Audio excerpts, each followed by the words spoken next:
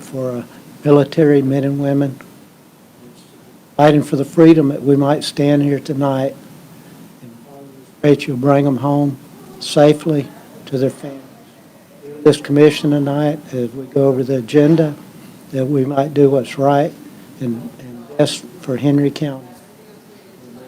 We leave this place tonight, give each one safety as they travel home. Praise and thanks for it all in Jesus' name. Flag of the United States of America and to the republic for which it stands, one nation, under God, indivisible, with liberty and justice for all. Madam Clerk, roll call, please. This is a regular meeting of Hendry County Board of County Commissioners being held on Tuesday, July 27th, 2021 at 5 p.m. in the County Commission Chambers in LaBelle, Florida. In attendance are Chairman Mitchell Wills, Vice Chair Emma Byrd, Commissioner Darrell Harris, Commissioner Raymond Iglesias, Commissioner Carson Turner, County Administrator Jennifer Davis, County Attorney Mark Lapp, Clerk Kimberly Garano. Welcome to the Hendry County Board meeting today. If you'd like to speak, we ask that you fill out a card there in the back of the room and pass it up to the clerk. At this time, our first thing would be bids.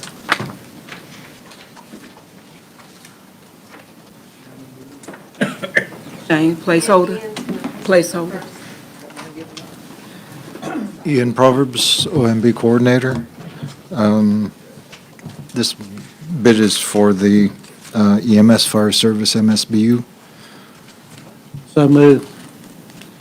Second. All in favor? Aye. Pass. Okay, thank you. Thank you.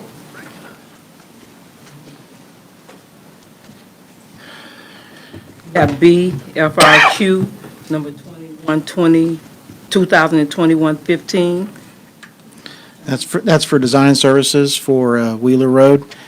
Looking to enter into a master agreement with the number one ranked contractor, which was AIM Engineering and Surveying, and they'll bring back individual STAs before you for approval. Move to approve and move on. Second. Motion by Commissioner Wills, second by Commissioner Harris. All in favor? Aye. So moved. Okay, Chairwoman, the next item I have for you is quotes for the Port LaBelle Utility System, chlorine gas to liquid conversion. Recommend awarding the project to Odyssey, per staff's recommendation. So moved. Second.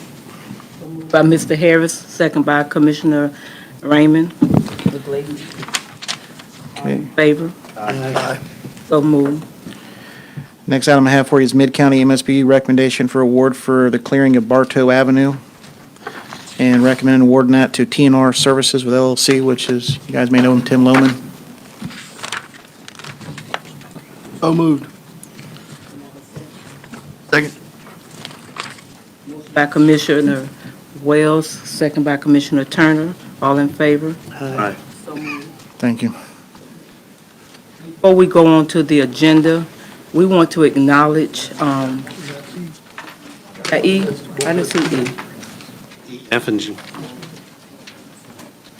We're going to go with E, bid number 2021, the 90, NG 91. Richard Lomco, 911 Coordinator, Emergency Manager. RFP 2021-10 for Next Generation Core Services. We'd recommend, the scoring committee recommends going into contract with NG 911, which is, NG stands for Next Generation Core Services.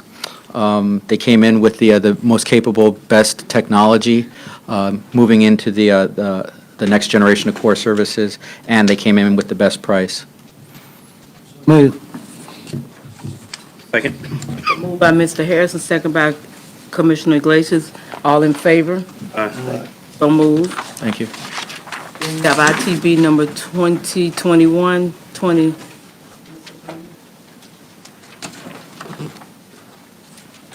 Sabrina Gatson, Housing and Social Services.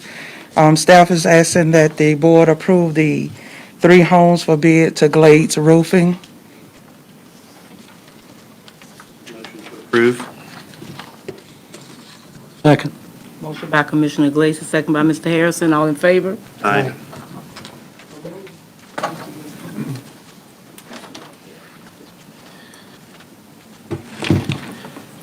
Chair, the next item I have for you is quotes for construction services for the Pioneer Mail Kiosk Shelter. I'll make a motion to reject. Thank you, that's option one, so. Second. $7,000, that's an absolute joke. And, go ahead. So moved by Commissioner Glacier, second by Mr. Harrison. All in favor? Aye. And for the record, we are doing repairs right now on the facility in-house with some, then we'll put a quote out separately for just the roof to see if we can get a cheaper price. Yeah, much cheaper. Yes. We can't do that roof in-house either, huh? No. Thank you so much. We're going to kind of move this just a little bit. We have a proclamation for the Health Department. We're going to ask if anyone from the Health Department is here. We ask that you come forward, please. I'm going to read the proclamation, just so everybody know that Dr. Pepe will be leaving us, and we just want to thank him for the service that he have given to Henry County as he moved forward. We are going to miss him. We want to say thank you as I read the proclamation. The proclamation of the Board of County Commissioners of Henry County recognize Henry County Health Department, wherein as Henry County Department has served a valuable access to the health and wellness of Henry County communities as a tremendous partner of Henry County government. Whereas the Henry County Health Department has served over the years, protected and informed Henry County residents during multiple of large and small national disasters and Henry County related events, along with offspringing programs, results to improve the current and future health of well-being of Henry County as a whole. And whereas in 2020, in the day that COVID-19 pandemic caused disruption in the world, United States of Florida and Henry County Health Department provided continued guidance to the residents and business while serving on the forefront to those of highest risk. Whereas Henry County Health Department employees have worked tremendously on the past 16 months to meet the needs of Henry County residents through reaping changes consideration. Now therefore, the Henry County Board of Commissioners, Henry County, Florida, express the sincere gratitude to the employees of Henry County Health Department for their work to serve Henry County throughout the pandemic, duly considered adopted by Henry County Commissioners on Henry County, Florida, the 27th day of 2021. We want to say thank you to all of you for your hard work, and Dr. Pepper, you're going to be well missed. I'm so happy to know that I was able to work with you and got to know you, so I know wherever you go, your heart is in it. You're going to do an awesome job. Yes, Vice Chair. So, Dr. Pepe, I requested this at our last meeting prior to me knowing that you were leaving, so I don't want you to think you're getting this or your department's getting this because you're leaving. You're getting this because of the tireless work that you guys have put in. I've seen you guys, worked hand in hand with you guys, and as a new commissioner in the short time that I've dealt with you, thank you. Thank you for your hard work, and we will miss you, and you guys can't leave. And our interim health officer, Jennifer Hood, apologizes. She's running late. She got tied up in another meeting, but she is on her way here, so hopefully she'll get here before the end of the meeting. Okay, well, yeah, we'd like to take a picture when she's here, I think. Huh? Casey, unless they're going to stay. We can stay. It's up to you. Whatever you want.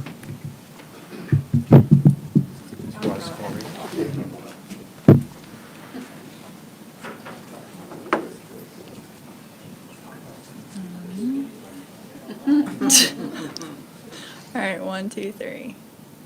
Perfect. Thank you, and thank you for your service.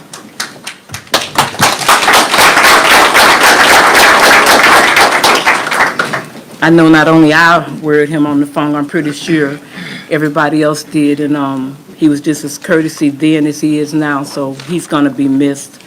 We're going to move on to our agenda. Our consent agenda, we'll be pulling A2, A7, B8, C6, Two. and B2. B2, okay, B2. So that's A2, A7, B2, B8, and C6. Approve the balance. Second. Motion by Commissioner Wells, second by Commissioner Harrison. All in favor? Aye. So moved. So let's move on to A2. Not quite sure who asked to pull that building department budget. Was that you? I requested B2. We're going to go forth to, A2, I'll make a A2. motion to approve. Second. all in favor? Aye. We're going to move on to A7. It's just a correction. It says July the 25th, and it should be June the 25th. Motion to approve. Second. Moved by Commissioner Turner, second by Commissioner Glacius. All in favor? Aye. We're going to move on to B2. Yeah, this is just minor. I'll make a motion to approve. The reason I wanted to bring it up for discussion is this something that really needs to come before our board, is authorizing a veterans parking space? I'm all for it, but can't that be done at a staff level? Should be. I think our staff would represent us well. I trust you guys. I know you're going to take care of the vets. We care about vets, but I just think not to discount it. It's just that we have a lot more important things, and you have to put agenda items, all this back and forth. Just, I'll make a motion in the future. They can approve that kind of stuff, because I just don't want to. Second that motion. By Commissioner Glacier, second by Commissioner Harris. All in favor? Aye. Moved. We're going to move on to B8. This kind of goes along the same way. Wait, hold on. The skydive, why do we have an issue with having the skydive air adventures within 30 days of the Hendry County Fair? Why is that an I think issue? that's actually a state statute, but it may be a local ordinance, but it's a county ordinance, and that's just what I was educated on, was that the county is trying to prevent somebody from coming in and like squatting on swamp cabbage, or squatting on the Hendry County Fair, or Gotcha. squatting on an event that has been historical throughout the years. So, like swamp cabbage is guaranteed to be, is it Sure. the first week in last weekend in February every year, right? And so if a group comes up or comes down from wherever and they want to have an event, then the county says, hey, we want to reign supreme and be able to say, nope, you're not going to interfere with swamp cabbage or whatever it may be. So because we've done this, every year, we can't just opt out of this and say, this one's grandfathered in per se, and just The let's approve Everglades this moving boogie? forward? The Yeah. Everglades Boogie, I don't think anybody's asked for it to be done like that. And, I remember when I brought these guys in and was, touring them around the place and said, hey, man, we got a lot of open space. Y'all ought to jump out of a plane and run around. Yeah, no, I'm for it. I just don't want, it's one of these things of let staff just handle it. Why bring it to the board is I my don't thought. disagree with you. I think that just because of the way the laws are written, they have to follow protocol. But I don't know how we would circumvent that. I guess it is your ordinance, and it's your ordinance, it's in your special event ordinance about how you wouldn't have conflicting events 30 days or after Swamp Cabbage or the Hendry County Fair and Livestock Show, which It's this just those one- two? Yeah. I Oh, believe it's those two. Might mention Sugar Fest. let me ask you another question, Mark, but like, Because we've had fishing tournaments simultaneously, and your people don't affect my people. but it's a so- different, I can't remember what it is. I think because it's in the city of Clueston, because the city of Clueston has a circus, bunch of, I'm anti-fairs and carnivals. I don't like that. You got to be careful. I don't, and they know it. And it's just, there's a circus that comes up and sets up on the Elks Lodge, and I think that those things are a drain on people's bottom line, and I don't know if we have the ability to thwart them because they're within the city of Clueston's limits, you know what I mean? Right. So. Well, the way the language reads is so it doesn't conflict with the Hendry County Fair. No, it's- But I don't feel it ever does, so. Yeah. All right. Well, so if you want to create an exception for skydive that's permanent, then we need to amend our ordinance to say that, because our ordinance currently says you can't be within 30 days of the Hendry County Livestock Show. Madam Chair, Commissioner Iglesias, what I would recommend is just leave it like it is then, because for him to advertise and do all that, it's going to be Okay. more effort anyway. All right, I'll make a motion to approve as is. Yeah, yeah. Second. Motion by Commissioner Glacier, second by Commissioner Harris. All in favor? Aye. We're going to move on to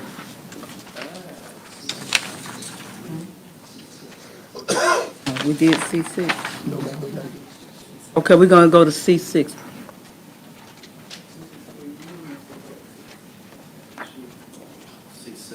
Okay, I just need to abstain from this vote, so you guys need to do whatever you need to do. But because we're the host facility at the marina, now that I'm a Board County Commissioner, I want to abstain from that vote. Move to approve. Just to be clear, the grant is to the fishing association. It's not to Correctly. the marina, but the marina will be the place of the event, so the reason for the abstention. Second. Motion by Commissioner Harrison, second by Commissioner Wills. All in favor? Aye. So moved. At this time, we're going to move on to staff reports. Am I right? I skipped it. Where I'm at? Public hearings now. Yeah. We already done the award, so we're going to move to public hearings. Sorry about that, Mr.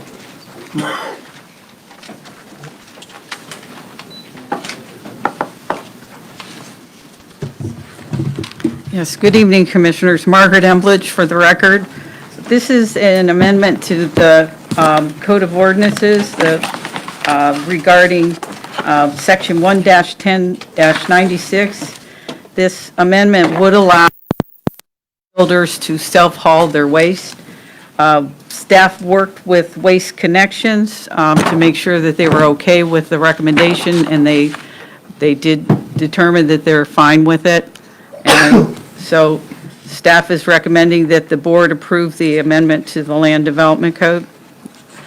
Make a motion to approve as noted. Second. As proposed.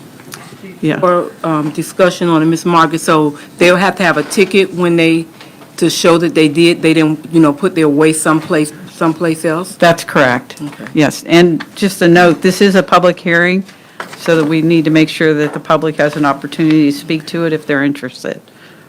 Anyone from the public wish to speak at this time?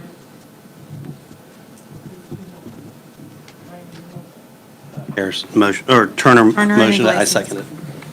Motion by Commissioner Turner, second by Commissioner Iglesias. All in favor? Aye. Aye. Thank you, Ms. Margaret. Yes. So this next agenda item is a public hearing for petition number RZ 17-0006. It's a rezone from A2 zoning to a PUD to allow for mining in Phase 1, and then in Phase 2, we'll allow for 14 residential lots along the north edge of the lake.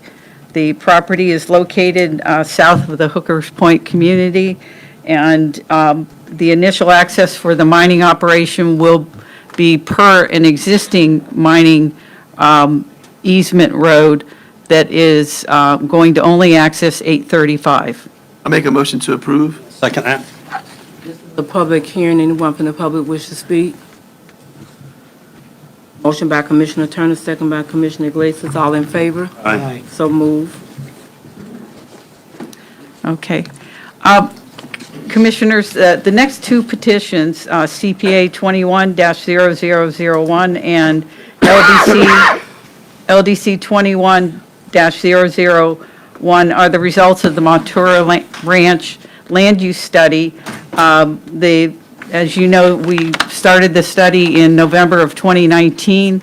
Our last community meeting was May 15th of this year. And so that totaled 8 community meetings. The petitions do require the board to make a separate recommendation on each of them. However, right now, I'd like to introduce Fred Drovlik from Waldrop Engineering, who assists staff in this study, along with Alexis Crespo. And what we'll do is we'll have a PowerPoint presentation that'll provide an overview of both the study itself, the comprehensive plan amendments on a high level, and the land development code amendments on a high level. And then I'll return to the podium to discuss each of the petitions.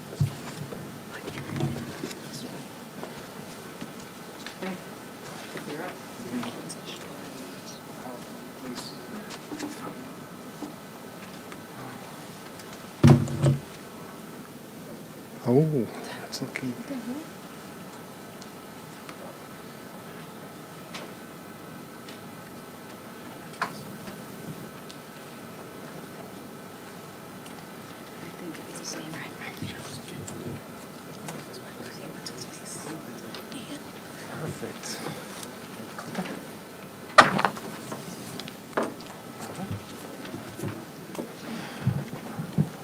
All right, good evening. Thank you, commissioners, for the time. I know a lot of you have been part of this effort or have heard about it for the last really year and a half, and so I really appreciate getting to the finish line and hopefully getting some agreement on what we're doing with Montero Ranch and move forward. So what I want to do is give a brief overview of where we've been and then hit on the comprehensive plan and the land development code recommended changes that we have brought forth.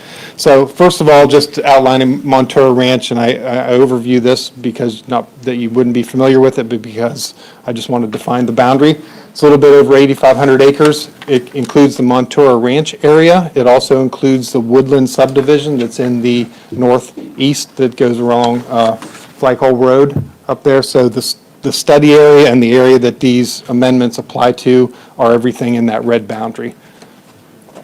The property is pre-platted in 1970. It's approximately 6,500 lots that range, for the most part, almost 90% of them range between 1 acre and 1.5 acres, with the large majority of them being 1.25 acres. The estates right now, Montero Ranch Estates, is only 25% built out. So we estimate the current population today to be around 4,300 people, which means there could be a build-out population out there of just around 18,000 people if it would, at full build-out. Right now, it's been growing since 1970 at 20 to 30% per decade. The last 2 years, it's grown at just about 10% based on new housing permits that are out there. So it's a small sample size to say it's accelerating, but it is continuing to grow. It looks like it will continue to grow. And that was part of the reason that this study was so significant, that if it was going to continue to grow, what would it look like at build out? Was it sustainable? Was this going to be a healthy community? So in order to do that, we wanted to understand the community's needs and vision. So a lot of this focused around outreach, community cooperation, coordination with the Central County Water Control District, coordination with the commissioners and other stakeholders. The purpose of it was to understand one thing: the land uses out there. It's the large majority was pre-platted for residential use. So we wanted to have a discussion about residential use versus non-residential use. If it's all platted for residential use, where are the services going to come from? Where's the employment centers? Where's the shopping? Where are the needs going to be? And then how are those compatible with each other? So we wanted to reach out and find out, what do people who live there and work there or work in the area feel like is appropriate. We wanted to talk about growth and density. It's growing. Right now, it's only 25% built out, so it has a certain feel to it. It has a very rural feel. If it would build out at 18,000 people on 1.25 acre lots, it would probably have a different feel. So let's talk about growth and what does density look like now? What will density look like when it builds out? And because of the growth and density, it changes what's called compatibility and sustainability. So largely residential uses, if you start having non-residential uses to mix in to have more of a vibrant, healthy community that is more self-supporting, where do you put those? Are things compatible with each other? Are non-commercial uses compatible with residential uses? Non-residential uses compatible next to residential uses, and what would that look like? There's already some compatibility issues that have been taken care of by this board, like with fish farms, that were really looked at as incompatible out there. Well, what are the other ones if there starts to be more non-residential uses out there? And then, of course, protection of property versus property rights. People want to do what they want to do with the land, but then there's also that protection of yourself from other people's uses and the protection of them from what you would use your property for. So we tried to really acknowledge that balance and that need for property rights versus property protection. At the end of the day, we knew we were going to come forward with some type of draft and recommended land development code regulations and comprehensive plan amendments. Didn't know what those would look like at the beginning because we wanted to hold out for the different studies and the process. But now we're coming forward with both of those, and we'll walk through those in just in a few slides each and try to get the high-level understanding of that and then wait for further questions. Margaret hit on a bit of the outline. So we had 8 meetings started in November 2019 with really a kickoff to get everybody understanding what is Montero Ranch, how's it defined, how's it operate. And then we moved through those meetings to have several steps. So 3 of the meetings were dedicated to understanding that process, so a little bit of public education, because I don't want to take for granted that everybody knows our same language that land planners know. So we spent some time with education and outreach in that way. We also spent some time on the surveying and mapping results, so I'll hit those real quick, what we did in those. 3 meetings were dedicated to the draft hobby, farm, and animal regulations. So we dedicated 3 outreach meetings that were pretty well attended just to go over and get feedback on what do animal regulations look like in Montero Ranch. And 2 dedicated to the draft land development code and comprehensive plan amendments. And I mention that to make sure that you understand that we were posting these, we were handing these out. Anything that we wrote down, we didn't do in secret. We were making sure people had time to review, time to see them, and had multiple meetings so that they could give us plenty of feedback. Early on, we completed an assessment report. We did update that through June 4th, so the assessment report, a good 40 pages worth of outlines of everything that Montero Ranch is. We did a community survey. Initially, we started just by handing out surveys, paper surveys at the Central County Water Control District office. Didn't get a whole lot of response, so we, to your guys' credit, mailed out 4,400 to every landowner of every parcel, and ended up getting back about 10% of the surveys to get a better baseline and understanding of the community feedback. We had just before COVID, we had a community mapping exercise where about 130 people showed up. That was a goal of trying to ask specific questions and have people identify where are appropriate uses that are not residential to be located in Montero Ranch. That served as a foundation for some of the changes we made, or changes we're recommending for the comprehensive plan. The feedback of that entire time was received. We had dedicated email account for Montero Ranch. Of course, the staff contact gave all their number, Margaret in her office, and we had public meetings throughout in several different locations. Some of the just real quick survey results. People love the peaceful, rural, quiet, open space. Favorite things were similar: tranquility, quiet, all the trees, spacious, and the country character. Some of the concerns were, some were outside of the scope of what we could do in a land use study, because the roads came up a lot. They still may come up tonight, but it was outside of our scope because that's controlled by Central County Water Control District. But we did get a lot of feedback on what people would like in that way. But the ones that had to do specifically with the land use study that we could really address are the highlighted on the right. The number 2 thing that people brought up were more places to shop, work, and play, even such as parks, and then updated community center. Access to services such as schools, healthcare, gas stations, laundry, daily services, so people don't have to drive so far to get everything that they need. They can stay within their community. The number 1 concern that came up outside of roads and other things that would be infrastructure improvements were no places to work, lack of medical services, schools, and shopping. So, with all this information gathered and all this input, we came to a list of conclusions that helped us guide the recommendations for the proposed changes that we'll present. First, you had to recognize that residents love the sense of rural living and the ability to have their domestic farm animals. As you know, right now, as the code currently stands, they're allowed an unlimited amount of domestic farm animals on any piece of property. But they love the rural living, love that ability to have domestic farm animals. Montero is only 25% built out. It's growing, and it's growing at an increasing rate.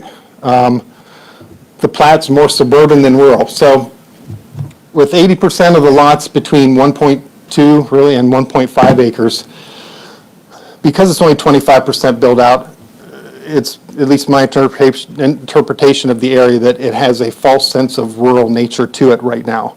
It is really platted in more of a suburban nature. If they were 5 acre lots, 10 acre lots or something like that, maybe you could say it's going to build out in more of a rural nature.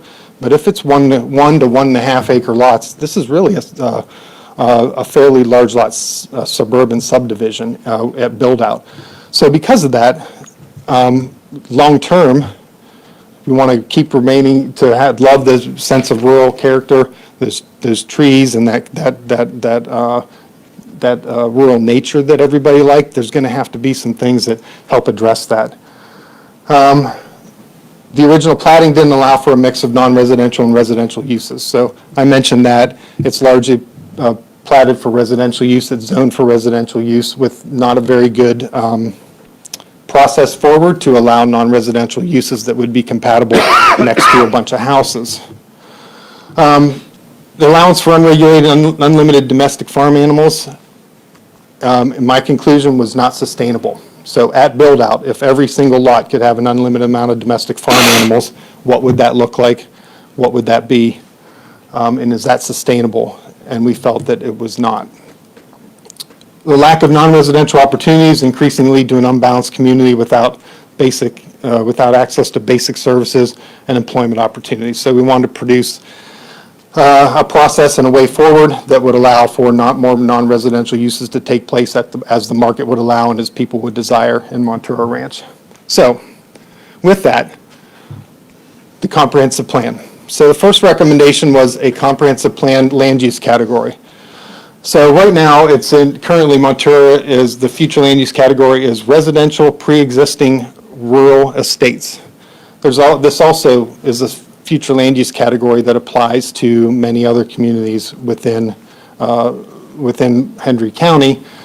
Pretty much all the ones that are large-scale lot developments and rural subdivisions that were established prior to the Hendry County future land use land use categories being established. So we felt like the modifications just to that pre-existing rural estates category was not the best tool to allow Montero to develop in the future according to the vision that we felt like we were receiving, and to allow for that really customization because of the unique concerns and the uniqueness period of Montero Ranch estates. So we created a Montero Ranch future land use category, recognizing that the future of Montero Ranch is rooted in its rural identity. But we wanted to have new allowances for non-residential uses and make that where appropriate and provide ways to make those appropriate. Single-family residential with hobby farms remained a predominant use in the community. We heard that hands down. People love it. That's why they move out there. They want that rural capability. They want to be able to have some of those hobby farms, as we're calling them. In addition, some single-family duplex residential uses be allowed, but at the same densities that exist today. And then, right, we still remove multifamily mostly to help maintain the rural character, but there was an allowance for duplexes. So what the Montero having its own future land use category, coupling that with the feedback that we got from mapping, from the stakeholders, other input from staff, and the other professionals that were involved, we came up with some overlay areas that we cited as more appropriate for non-residential uses to locate. And there's three primary overlays. In the red that's along County Road 833, maybe a pretty obvious place, but that's where the most intense uses would be permitted. The second one is, and that one's called, actually a backup one, the commercial, County Road 833 corridor overlay. We list in general the uses that would be involved there, and those are for anything from convenience and general commercial all the way through professional service and some warehousing and things like that. And noting that in the comprehensive plan that it has to be done through a planned unit development process, and that comes in as the compatibility part. So if this is a budding residential uses behind it, then through the planned unit development process, staff will have a chance to review, the LPA will have a chance to review, and finally the Board of County Commissioners will have a chance to review, and you can condition those planned unit developments so that compatibility can be ensured through buffers or height or whatever, setbacks or whatever other mechanisms seem most appropriate for that particular piece of land. But at the same time then, allow this area to have a few more, intense uses than the other second area, which is the dotted square in the middle, and that's more of what we call the village center overlay. So this is a step down, each one of these step down in intensity, but we wanted to identify an area that was central to the community that would be appropriate for non-residential uses that were more neighborhood-oriented, convenience services, and different things that are more of a daily use type of activity. And again, have some development standards and the planned unit development process in place for those. Lastly, not on the map, but it's called a neighborhood commercial development area. So this isn't a big area in the comp plan, but we did want to allow for those opportunities for people to have a non-residential use, really in places that were appropriate throughout Montero Ranch, but have some basic location standards so they wouldn't just be able to be put anywhere. And really the main driver there is just at the intersection at the corner of two paved roads. There's a little more detail than that, but that's the main piece of it. So some base location standards for non-commercial or non-residential uses to be placed throughout Montero Ranch. So we wanted to provide this process for the future growth of this area to be not only residential, but to have support services. So the implementation of that basic Montero Ranch future land use category would be the land development code changes. I'll hit on these real quick and we'll get to a piece of the real meat of it, which is some of the animal language that we want to talk about.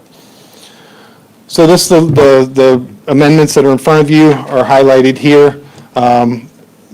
They can mostly focus on creating definitions for animal enclosures and for hobby farms. We ratified the animal care section, so animal care standards have always been part of the land development code for Hendry County, or have been for quite a while. We amended those a little bit, made them a little more clear, and then brought them into the proper section so that animal care standards are enforceable part of, if you have unlimited animals, you just need to be able to care for them, or you can have a code enforcement go out and make sure that they are meeting those standards. So we ratified those and clarified those and brought those into the RR district and into the RRF zoning district. A little part of the Woodland subdivision is zoned RR. Everything else in Montero is zoned rural residential farm. And that has not been changed, just amendments to some of the rural residential farm section. Addressing some permitted uses and some prohibited uses in this section. And then we created some development standards for access and drainage and some residential use standards. Finally, there was a new section created that addressed the domestic farm animals. So we were challenged with, if we don't feel like it's sustainable to have unlimited farm animals on every lot, on 6,500 lots throughout Montero Ranch, then what do we do? Do we put some numerical limits on it? Do we, how do we address this? And it's a tough one, because no matter what, sorry. Is it hot? So no matter what, if you go from unlimited to limited, or from no oversight to oversight, it's going to feel like a loss, or like they're taking away something from somebody out in Montero. We knew that's what we were going to have to deal with, yet for the long-term build-out of the community, we felt it was essential to attack that in the best way we could and get a lot of feedback, which is why we had 3 meetings on this. So let me quickly address these 2 tables and hopefully make sense out of these. And that'll be the bulk of the presentation. So This coming up is going to be the bulk of the presentation? Is that what you're saying? I know you're used to short presentations. I'm sorry, I'm too wordy. No, it's a yes or no question? Yes. Okay. Yes. All right. So the top table, so first of all, we did rise to the challenge of making numerical limits on the animals.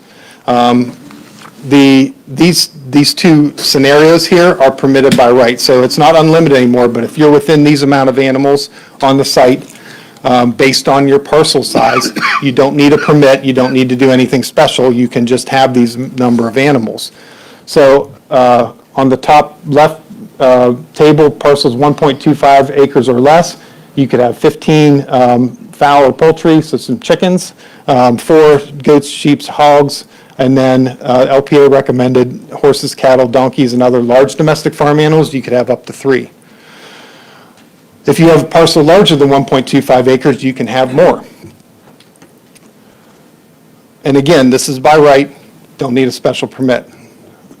The second table came up through feedback because we wanted to, there were people that wanted to have more alternatives for certain types of animals. So they want to say, well, I don't have any interest in horses or donkeys or goats or sheep, but I just want more chickens. Isn't that okay? So we tried to come up with an alternative and say, all right, if you only have chickens or fowl or poultry, then you can have 30, but you can't have anything else. So that's what that bottom table is about. So what we did come up with then is that this is the numerical limits, but we also wanted to give people the option that if they could care for the animals properly, then there is a way that they can have more animals than is on this table. So they can't outrightly have unlimited, but they could have as many as they want that they can show they can properly care for, and we made a special permit process. So the special permit has an application to it, go through Hendry County. There's some basic things on there like site photos and some proof of ownership of the property, and the number of animals that you want to care for, and a basic site plan that could even be handwritten on your sketch of your lot. We came up some real simple criteria for granting or denial, a notification procedure so the neighbors know if you want to exceed the numbers, and then if they don't like the staff's decision, they appeal to the Board of County Commissioners. So we wanted to give them a process for appeal as well. So again, these by right, up to those numbers. If you want to exceed those numbers, have a special permit, go through that process, prove that you can care for the animals according to the animal care standards, and then if it's granted, you're good to go. If it's denied, then you can appeal to the board. That's for existing homeowners currently. Strictly on new. Strictly new. Going forward. The people that live there now that have unlimited animals, they don't have to worry about through the permit process, correct?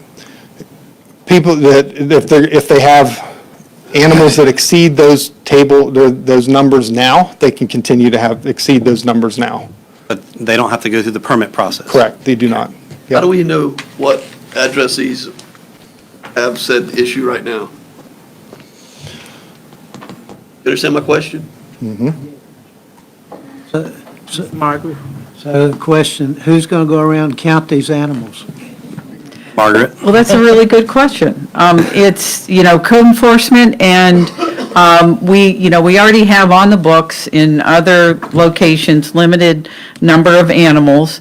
And, just like any of our other regulations, we have a lot of regulations on the books that need to be enforced.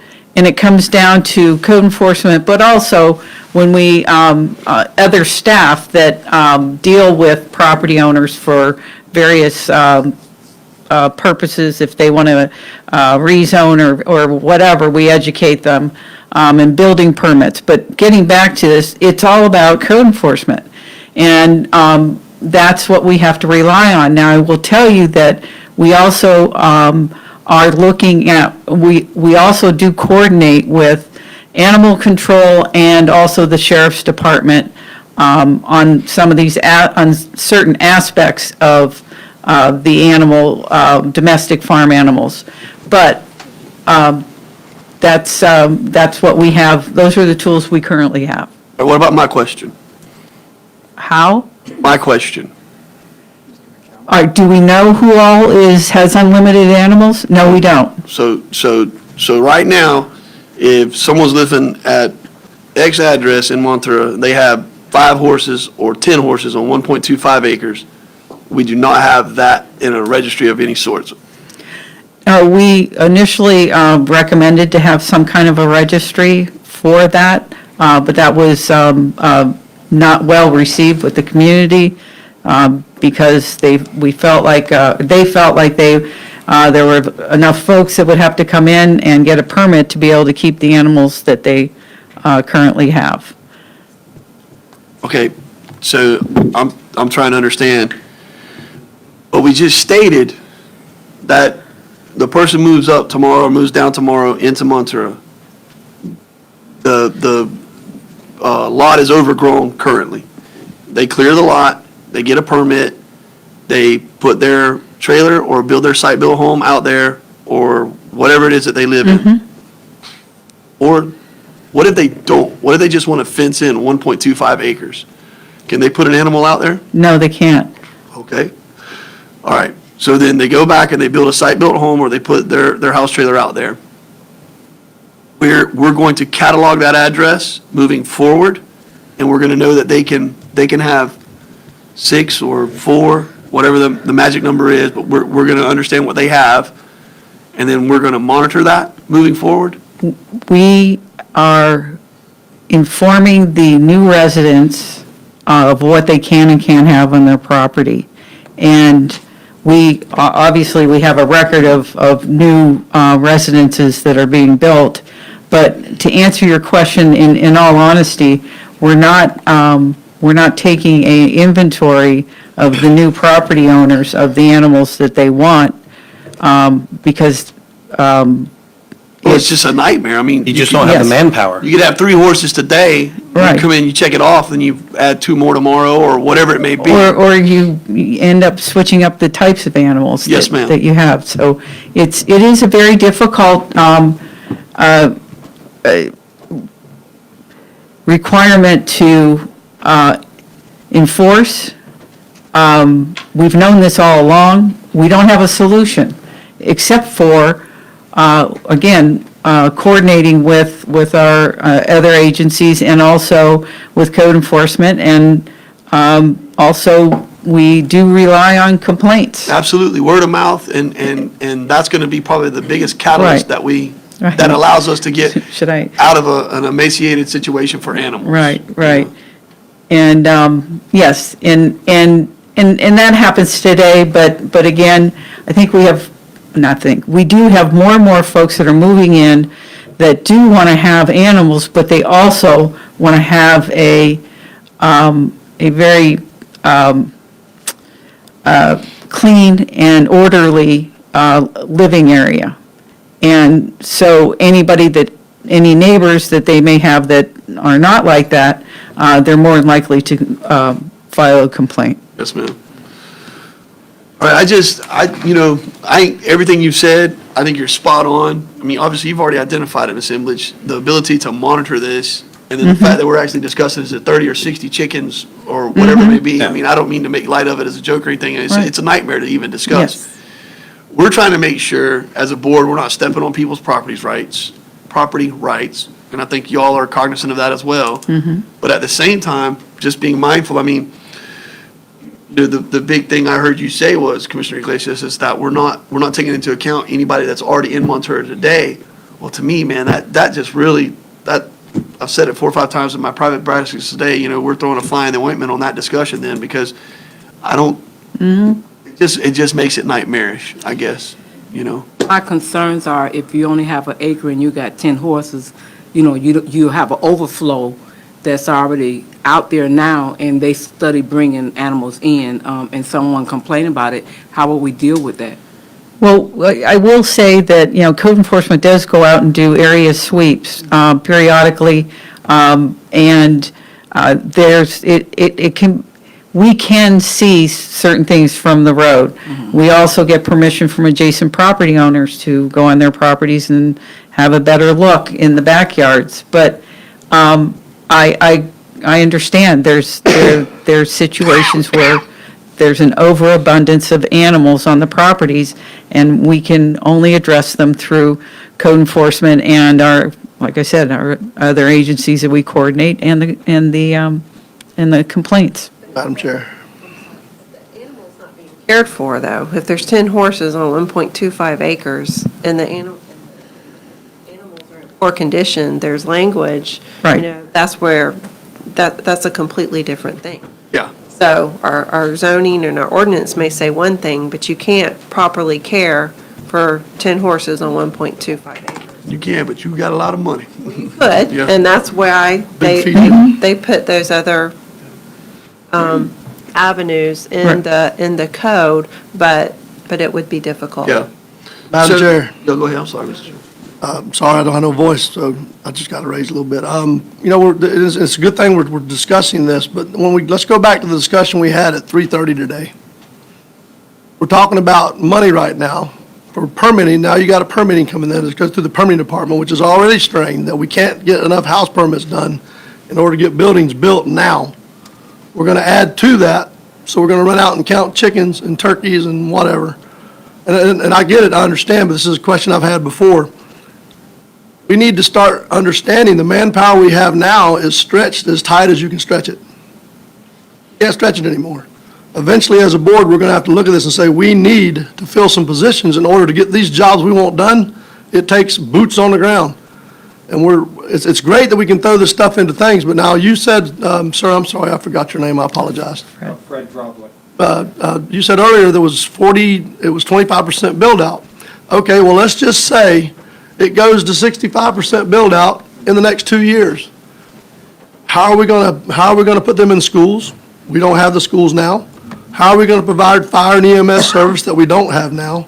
How are we gonna ask a sheriff's department that we don't have the manpower now to maintain just said discipline, if you wanna call it whatever you wanna call it, but I mean, it's good that we're having this conversation, but I think we have some really, really large eggs we need to fry before we get down to burning the chicken. Well, just to respond to some of your concerns. Yes, ma'am. We do understand that schools will be needed. We do understand that the school board is looking at locating a school in Montero. And, of course, we have the volunteer fire department that's in there. That's what we have. And we've also had conversations about adding additional EMS and the like locations that would be closer to or possibly, within Montour. We've held some properties in our ownership with the idea that we may end up creating some kind of a center. But that's, Right now, we park an EMS truck out there. And we've been doing that for 18, 19 years that I know of. When I was on staff, I know they park there daily. The fire department is a volunteer fire department. And I know. have anyone been to the fire department lately? The trucks and stuff they have there is not adequate to take care of an area what we have now. Right. I don't know, I just think and I agree with it. I do. I think, I'd hate to know that the property owner next to me and we've got this going on right now that I know of. My first ever meeting on the board was over animals on Case Road. Them jokers are still there. That was 5 years ago. Oh, I mean, how are we fixing things we've already got? And we're about to add to a problem that we already have. I don't see Yeah. that making the situation better. And Unlimited animals is not sustainable on 1.2. no, it's not. Right now, we're at 25%, and it's growing.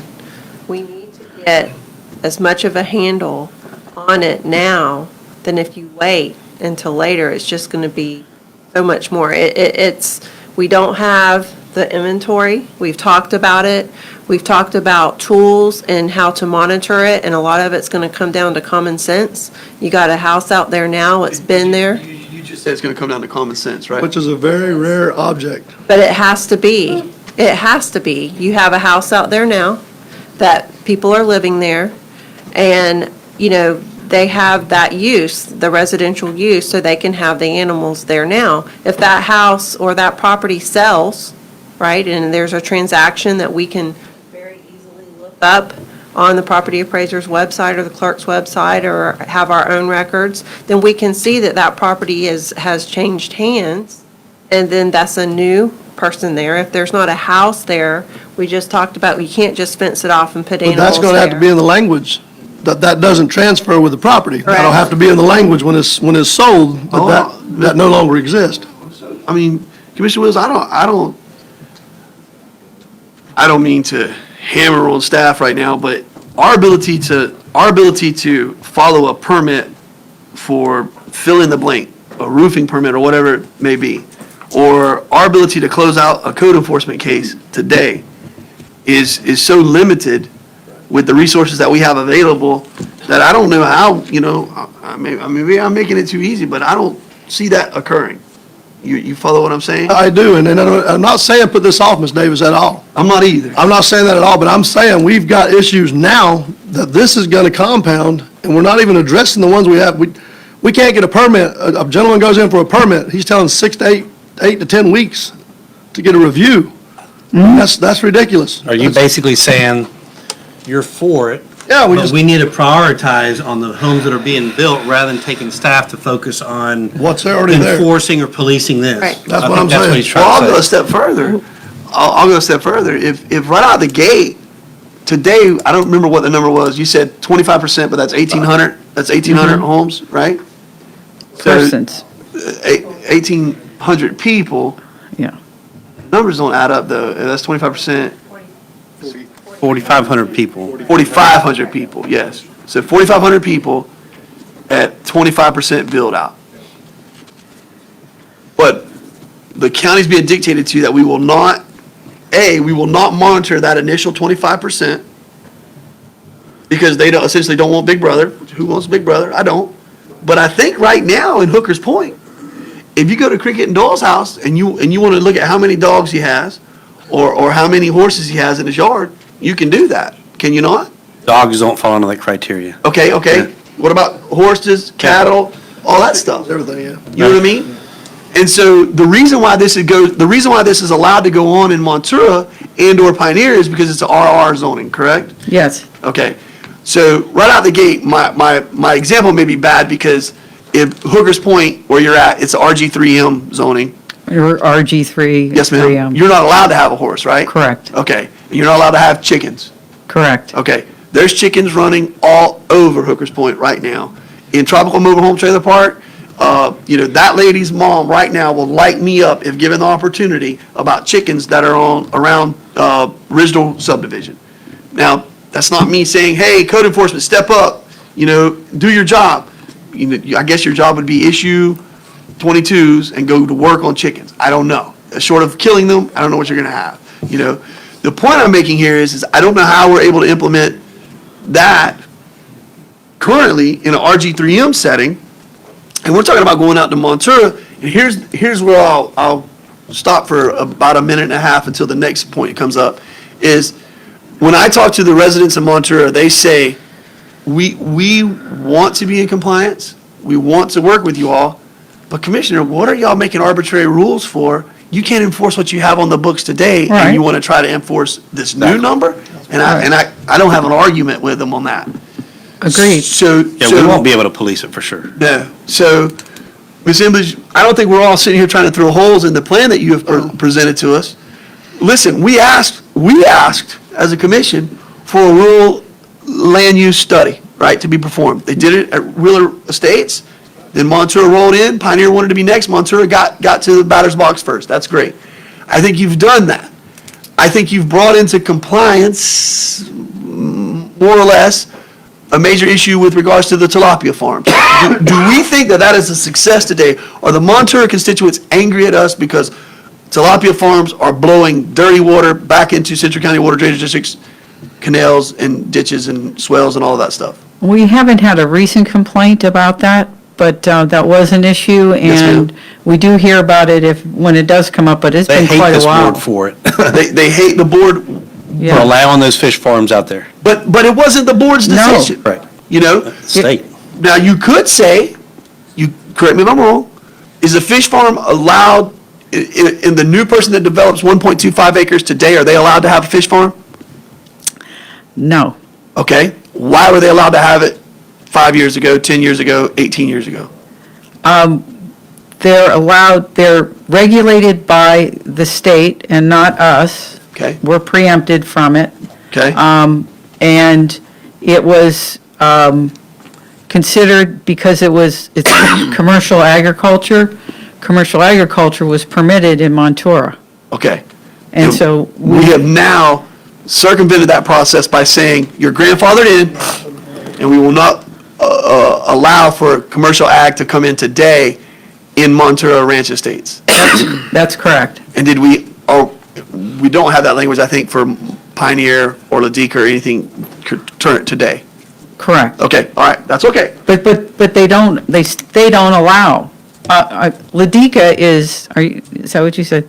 Ladika is ag, Yeah, so they can. they can do whatever they want. They can have at commercial out the this- wazoo. Yes, ma'am. Right. Okay, But talking about Pioneer, they were never allowed to have commercial agriculture. okay. Well, and we've cleaned up a couple things in Pioneer where we had commercial operations that were being ran in our RR zoning. I'm not digressing here. The point I'm making is that I'm glad to know that we've cleaned up new tilapia farms moving forward from this point, from the point that you all decreed it to now where we are today.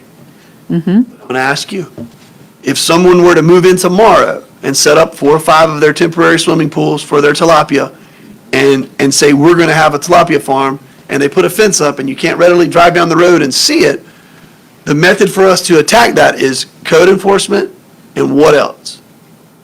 Complaints? Well, yeah, it would be code enforcement because it would be in violation of our regulations Yes, that ma'am. do not allow commercial agriculture. Yes, ma'am. Go through the go through the special magistrate process. Yes, ma'am. Okay. But Commissioner, you said if you couldn't see it. Yep. So if you couldn't see it from the road, now we got the situation where we have to get an adjacent property owner to allow us. Isn't that correct? That's correct. Yes, ma'am. But Can you fly a drone? we're not allowed to do that legally. It's just weird. And We I did it shouldn't say anyway. legally, we're not allowed, we would not, that is. Can you do it illegally? No, that's not a tool that we're allowed to use. Resident can. So Ms. Emlich, I know he has a fair amount more of his presentation. But I guess for me, I'm ready to approve the changes that you all have given to us thus far, right? And I'm all about this new method of you all trying to monitor what is occurring in new properties moving forward. My only question is the same question that I've had from day one, which is our ability to monitor said Yes. rules that are going to be on the Right. books. Can I, this might be in left field, but we did do a sweep in Montero Yes, not long ago. right. And if there were any animal care issues during that sweep, from a code enforcement perspective, those have been either brought forward or in process or already have been dealt with. Correct. Because every lot was looked at. And so it doesn't mean that we don't have the register, but we have fairly recently swept Montero. Let me ask you another question then, Ms. Davis, then I appreciate that. And I think that you're blind and ignorant if you can't drive through Montero and say that Montero has not made marked improvements in the last couple of years. Huge improvements. Huge. And the people want to be in compliance. They do. But the 2 things that I get hung up on are, we can't have an internal database. What are you talking about? The county has to have the ability to know who has what. And if we have bad performers, we need to know who the bad performers are. We need to put a red mark by their name. And if it's an internal document, or if you want to make it public, bad human needs to be stated somewhere. Starves animals. Hendry County Sheriff's Department, ag deputies have been called. Yeah. We have those situations, and we need to put red glaring signs on that human, Yeah. and we need to do everything in our power to squeeze the heck out of them so that it doesn't repeat itself. And I think that what we find is that the bad performers are the bad performers are the bad performers. And bad performance bleeds off into other bad performances. And so we need to limit that as much as we can. I understand you're telling us that the community doesn't like us being big brother and looking at the fact that 4,500 residences, we know who has a pig or a cow or, a goldfish or whatever it may be. But I think that I don't see why that would be that difficult of a process with our GIS system, and it's just an internal document. And I understand every internal document is subject to public, to public search, but, Right. I don't know, what are y'all's thoughts on that? We That's do not have a an opportunity terrible process. to create some type of tracking system that we would expand our existing Track It program to track some of this information that you're talking about. It will take more human resources in to be able to do it in a very comprehensive way. But we can look at what it would take and the reality of whether we can absorb that into our current systems. You know, Board, I want y'all to bear with me one more minute here, please. I think what you're going to tell me is, no, we don't have the ability to do that right now. But if I were to ask you, the other day I asked you all to give me the history, I think it's 1327 Art Lawrence Road, I'm not sure which one it is, but it's a property that's been in disarray since right before Hurricane Wilma, essentially, so '05. So we're going on 16 years of it looks like a horrible situation. And it affects all the property values around it. Are you telling me right now, Ms. Embledge, that you don't have a GIS map that has the ability for you to look at it from an aerial? And does technology exist? You can look at an aerial, go to Art Lawrence, boom, click a property, just like I can on the property appraisers. It comes up, and then I have the ability to go to a file that has everything that the county has received associated with said property? Yes, we do. We do. Okay. Okay. The information that was provided is there was only one case on that property. No, I don't want to get into that specific property. What I'm saying is that that's shocking to me that we have that ability to do it, but yet we can't look at X number of residences in Montero and have a file right now that says, I just don't understand why that's not sitting an intern in front of a computer station. I'm sorry. Well, maybe I don't completely understand what you're asking to completely track, so. Okay. What I'm saying is that if there's X number of residences that equate to 4,500 people in Montero today, and that's 25% build out. And we're going to have an application process where they have to come in and fill out and have a new permit that's associated with their property, as long as they're moving in 25.1% forward to go to 100% build out. Right. Why would we not have an intern sitting at a computer station that goes through and says, Carson Turner at 103 K Barada, and here's what he has, and here's his inventory, and we say, sir, I guess you could very nicely say, we're not going to make you fill this out, but just like we had a 10% return on 4,500 surveys that were sent out, we would like for you to come into compliance with us. Montero is telling me they have a lot of juice right now. The Central County Water Drainage District and the men and women that are running that are telling me that they have a community that wants to be vibrant and wants to come together. So why wouldn't those people that the good performers, which is going to be a majority of the population, not be receptive to, you know what? We're okay with having a database that says, this is what we have at our home, this is the front porch that's on there, this is what the property appraisers are saying we're paying, and here's how it goes. And it's 25% of it, and it's a document that stands the test of time forever, as long as, we keep it on a hard drive somewhere. Well, we do have that, but if we were to add to asking them to provide us how many animals they're going to have, is that what you're referring to? Is to add to that? I'm saying, I don't know what the percent thereof of everyone that's out there, but if we're telling them to come into compliance, okay, and we're going to put an arbitrary rule on the next person that's building, and we're not going to ask them to put it on, I think it's the definition of being unfair. We're not treating everybody across the board the same. Right. And it was a recommendation, correct, Yes. to do that Yes, originally? And Ms. Embledge, let me add also that I still think I'm a big fan of treating everyone the same. And those, that Coach Morrell used to call a turd, they need to be treated as such. And so you need to have your name in a special document that says, I'm a bad performer. Henry County Sheriff's Department Ag Depot gets called out here all the time. Are we talking about 4 people? Are we talking about 2 people? But I guarantee you Montero knows who they are. I guarantee you they know who the bad performers are out there. And with just a little bit of an investigation, you can find out who's doing the bad activities. And then that's how you get rid of said bad activities. If we want to know when there was a slaughterhouse happening in Ladica, we took it to the streets. We found out who it was, and we were able to know who was cleaning cows and horses in the back corner of Ladica, And so I think if we're going to do it, it's an uncomfortable situation, but I think that we need to do it right. If we're going to do it right, we need to treat the pre-existing conditions just as we're going to treat the new oncomers out there, because Montero is telling me they want to be in compliance. That's what I'm hearing from Montero. But they're saying, I'm glad you're doing all these rules, but I don't know how in the world you can't perform, and you're saying it, we're all saying it. we can't assess what we're doing right now. How are we going to assess what we're doing moving forward? Couldn't keep up with code enforcement to begin with. Yes. How are you going to keep up with it I now? don't think that it's not that they don't want to do it. Like you said earlier, we don't have the manpower. And then at the same time, we're saying that we want everybody to be in compliance. I'm not quite sure how we can fix that, but I think we need to find a way to, because if I'm moving in and I'm moving next door and he got 12 horses and I can only have 3, I'm going to raise more problems. And I know we can't do it overnight, but we just need to find a way to try to register the ones that's there. That's a great point, And not Ms. just kick them out or say they don't have to comply, but give them, try to find a way to get the opportunity for them to comply. Or you can have 5 horses. So, The issue of grandfathering the ones that are in there now is because of Big Brother. You mentioned it earlier. You got to understand that earlier in the early 1993, the Board of County Commissioners changed the zoning for that area to unlimited.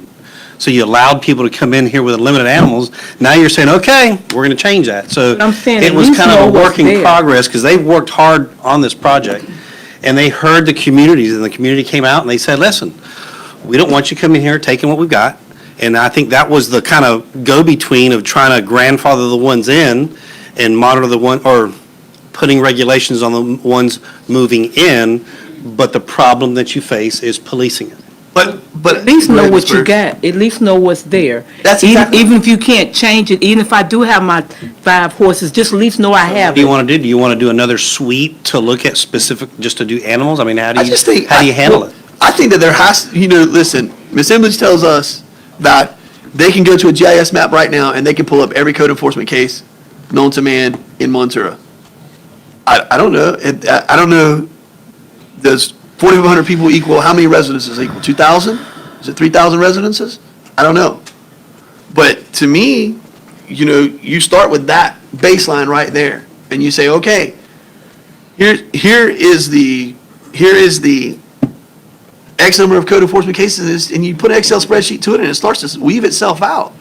And you know that you have 132 residences that have animals on them, or you have 180 residences. I don't know what the number is, but it's going to start to show itself. I mean, the math is going to start to come to the top, and you're going to be able to decipher and see, here's where we are. I mean, it's just like if you took a GIS map and you went to Ridgeville subdivision, or you went down Hookers Point Road and Tropical Mobile Home Trailer Park, you could essentially, I guess what I'm being told is that you could pull up and see code enforcement, and then blights are going to pull up, and when you go to Mid-State Loop, you're going to see there's a corner over there that's horrible. They're horrendous performers, and you do that, and it starts to show it, and then that's where, guess where code enforcement needs to pay a X percentage amount of their time. That's where you need to go, Give you a good example, we're talking about, and I agree, it's hard to go back and find all that. We have cemetery issues, I'll give you a good one. Headstones, let's just start with that. Headstones, before 1993, you could have coping out there, you could put a headstone in, you could put a block out there, you could put a Great wood cross example. out there. This is a great example. Do what you want to. After 1993, it had to be concrete, granite, or marble. And it could not be on your property, it had to be inside the property, it had to be flagged by the county. Inside, the coping had to be inside the property. Headstones had to be a certain design.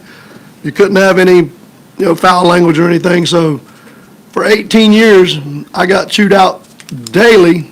How come they can have that and I can't?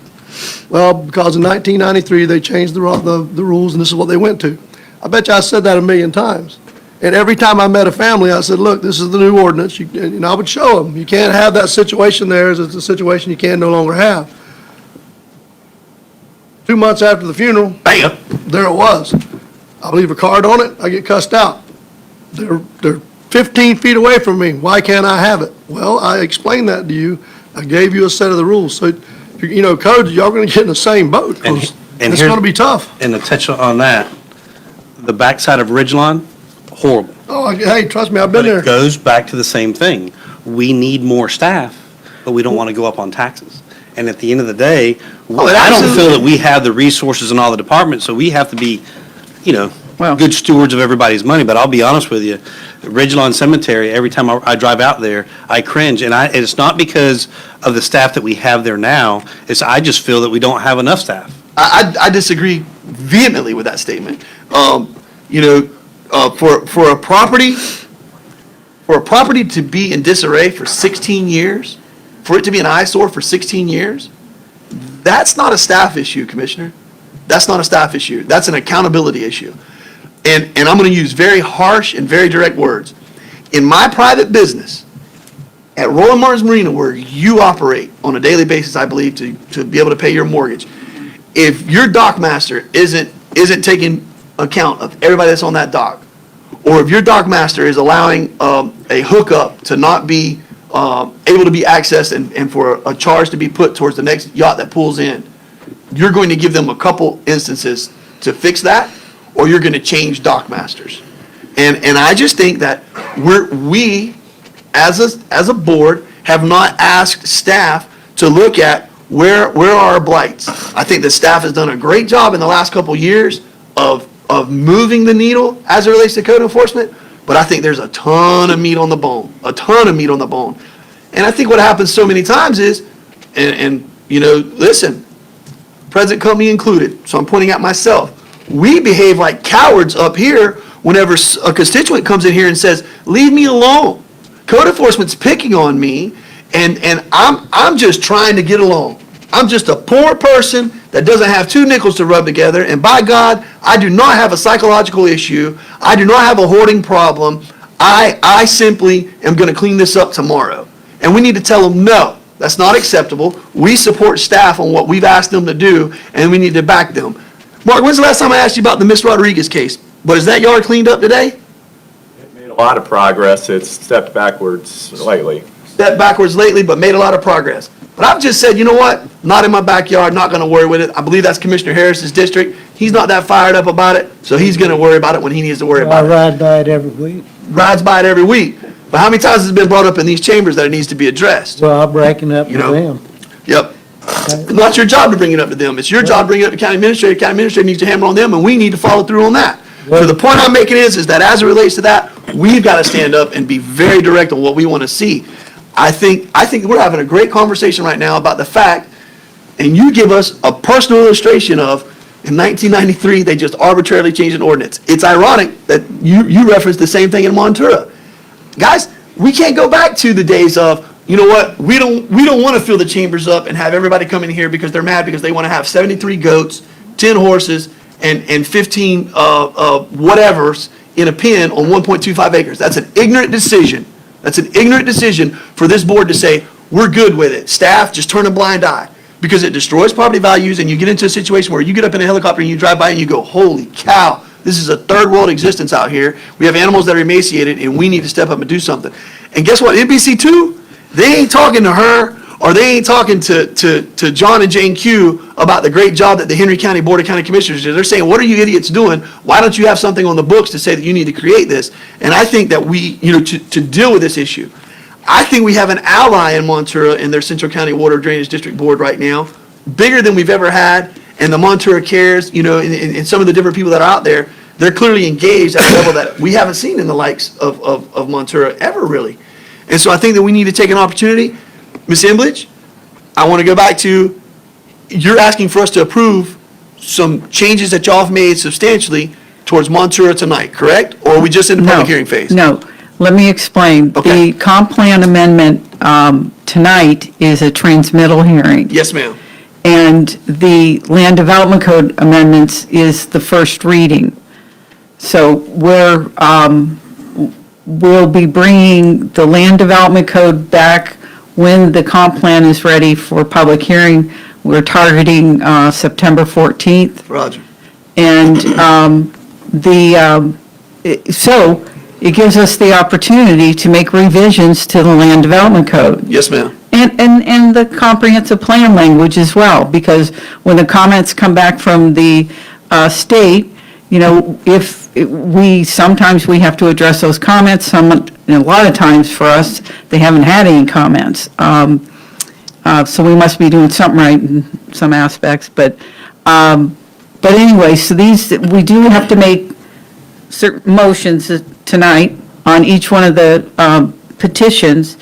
And I also think that, while we're having this pointed conversation about the animals, I think we have the option to have a discussion here about whether we want to grandfather in the animals or not, whether we want to make the playing field even and figure out, and/or the other option that we talked about was making the folks that want to be grandfathered in to register and give us the opportunity to inspect. I think that's the biggest alternative that I'm agreeable to right now, is if you say that you have 10 horses or whatever it may be, and you feel that you're competent and able to take care of them, then by all means, give us the right. And if that offends you, then allow us to put our eyeballs on things so that we can make sure Right. everything is being held from an accountable standpoint. And listen, we apologize that in 1993 they allowed it to go to unlimited. Right. But we're in 2021, guys.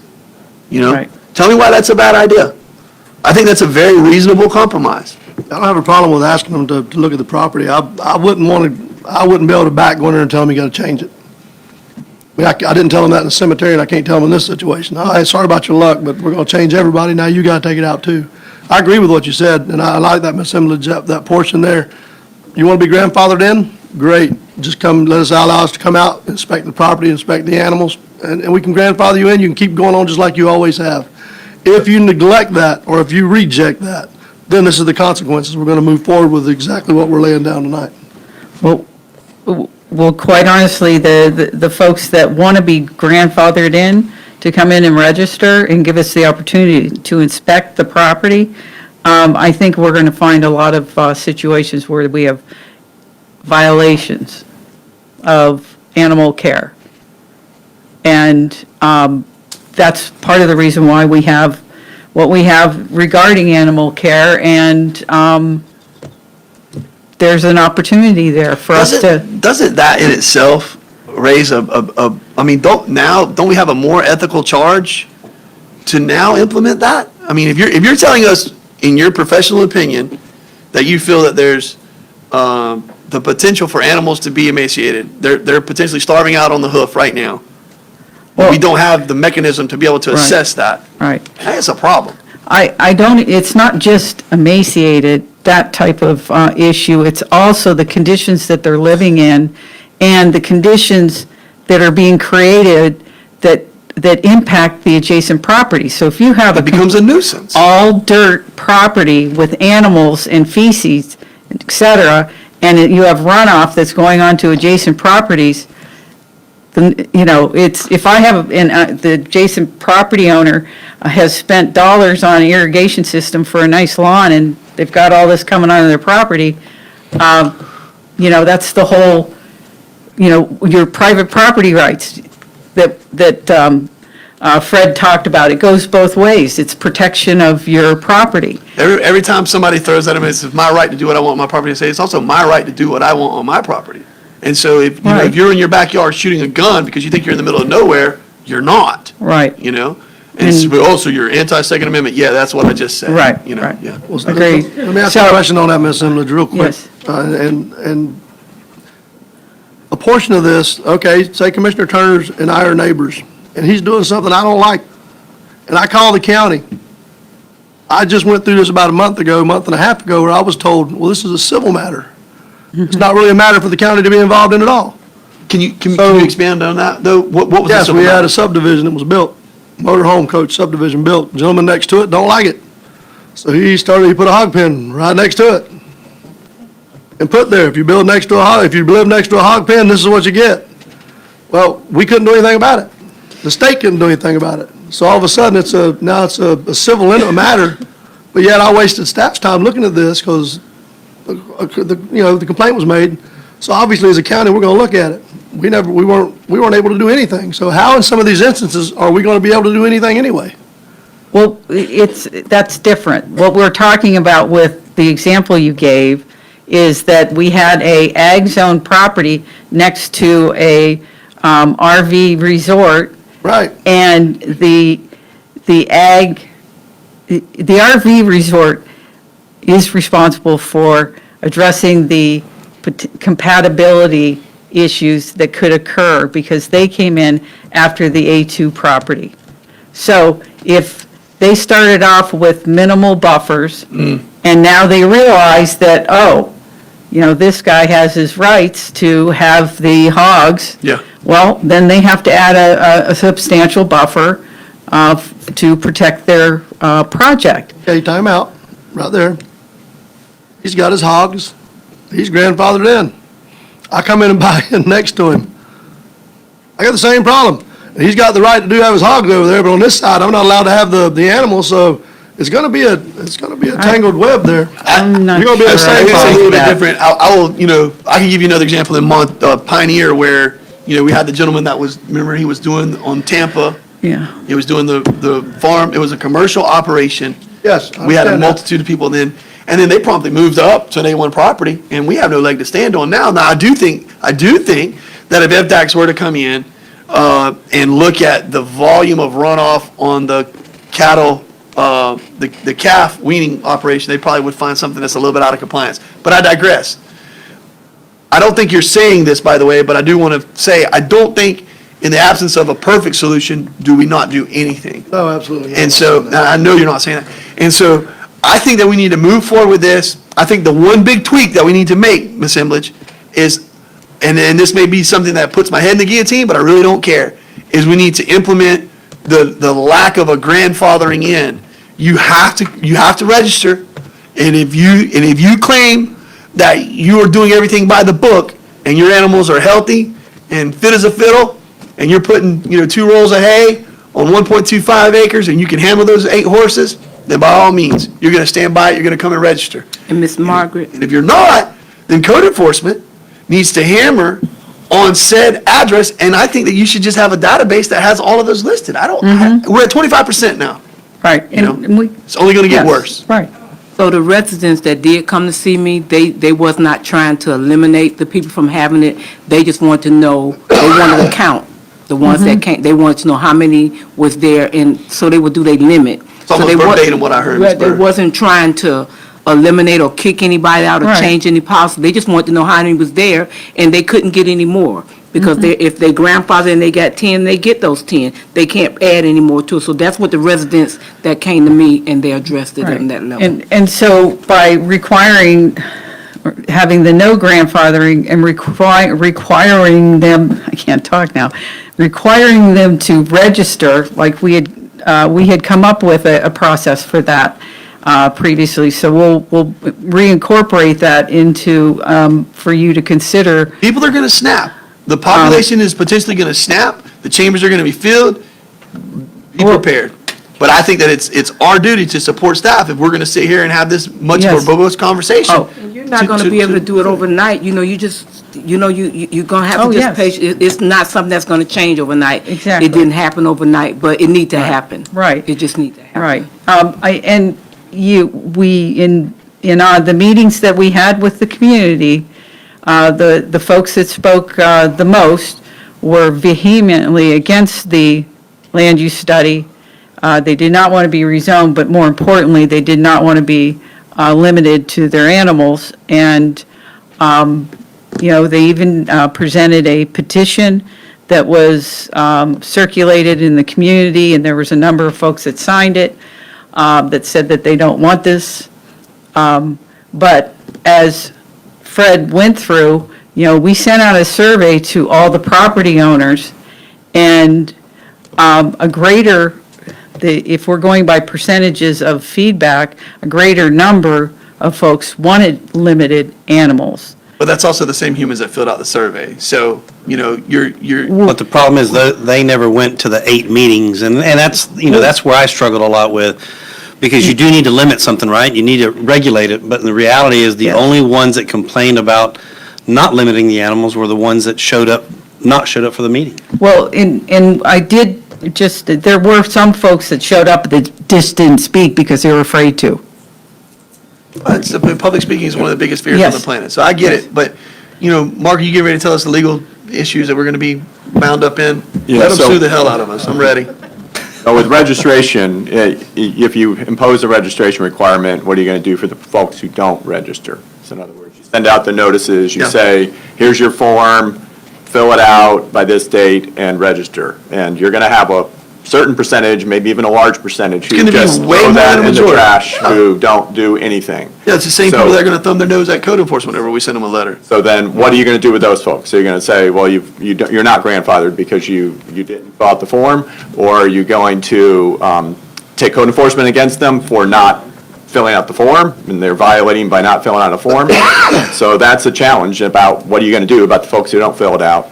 And then what are you going to do about the folks who do fill it out? And what are they, is it self-reporting? You know, they say, I've got X, Y, and Z of our animals, system. and we just say, okay, you know, that, and maybe they don't even have that many. Maybe they've got, you know, Right. substantially less than that, but they up the number and say, this is what I got, and we say approved, because that's what you say.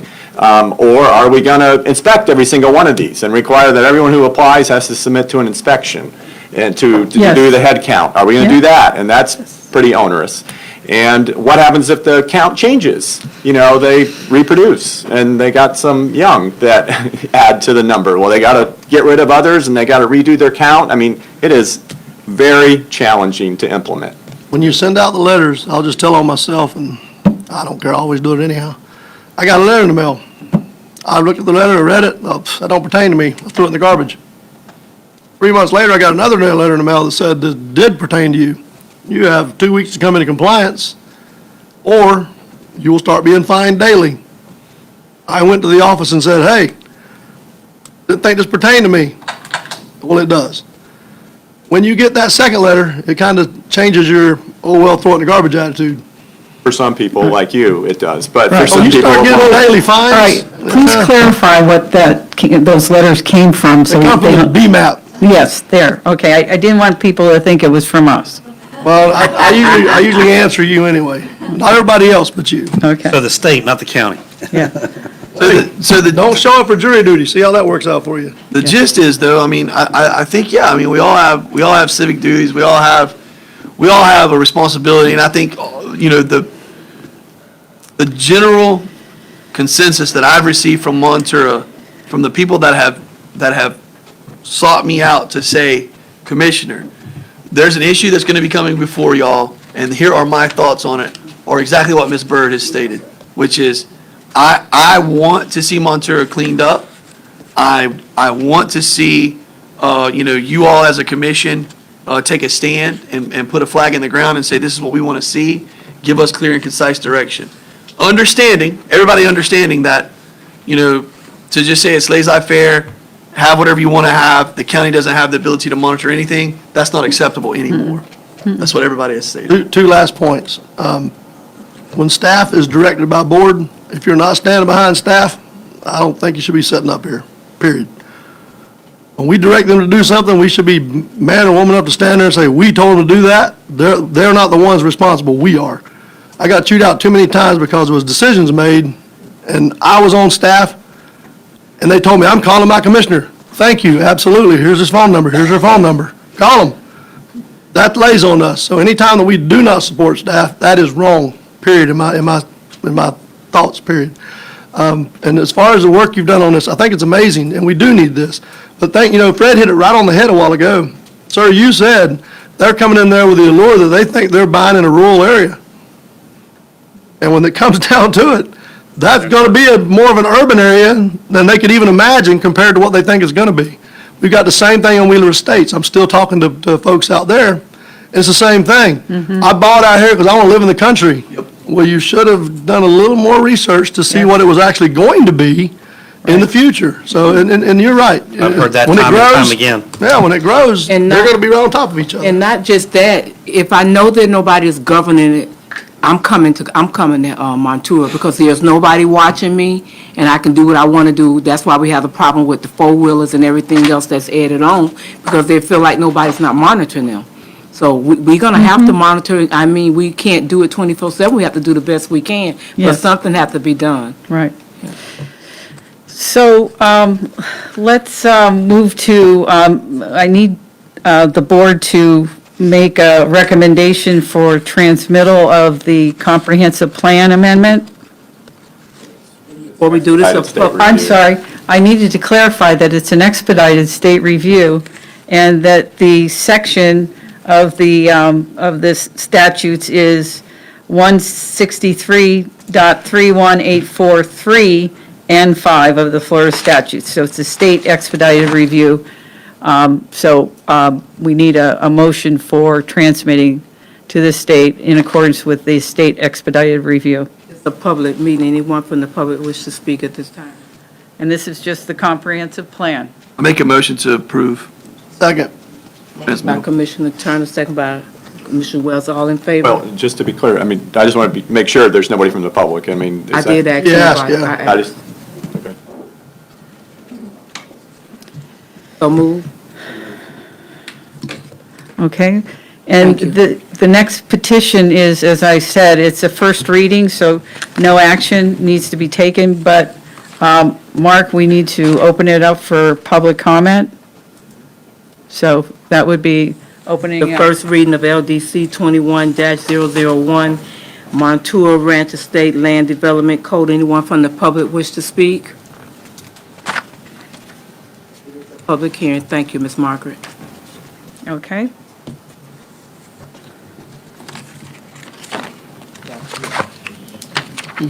Does any action need to be taken? Nope, we don't need that, so I can sit down for now. Thank you. Thank you. At this time, FYI Shane, that we're going to staff report. Mr. Parker?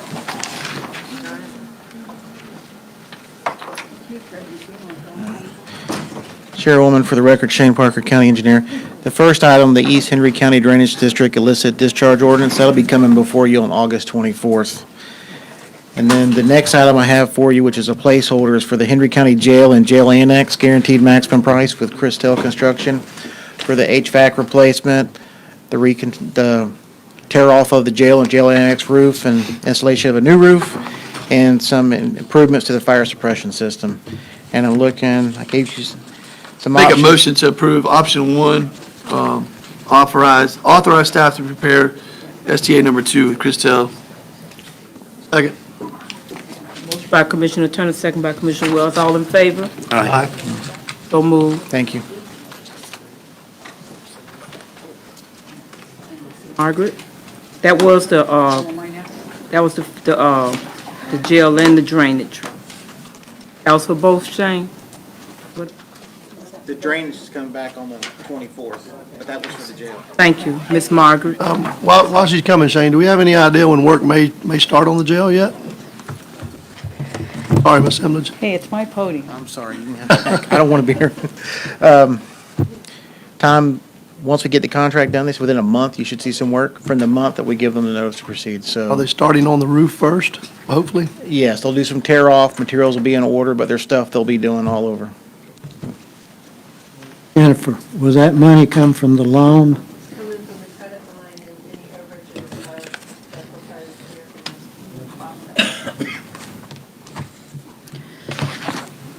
was Okay, Margaret, yes. thank This agenda item is regarding the latest legislation that is preempting local governments from applying certain residential design standards.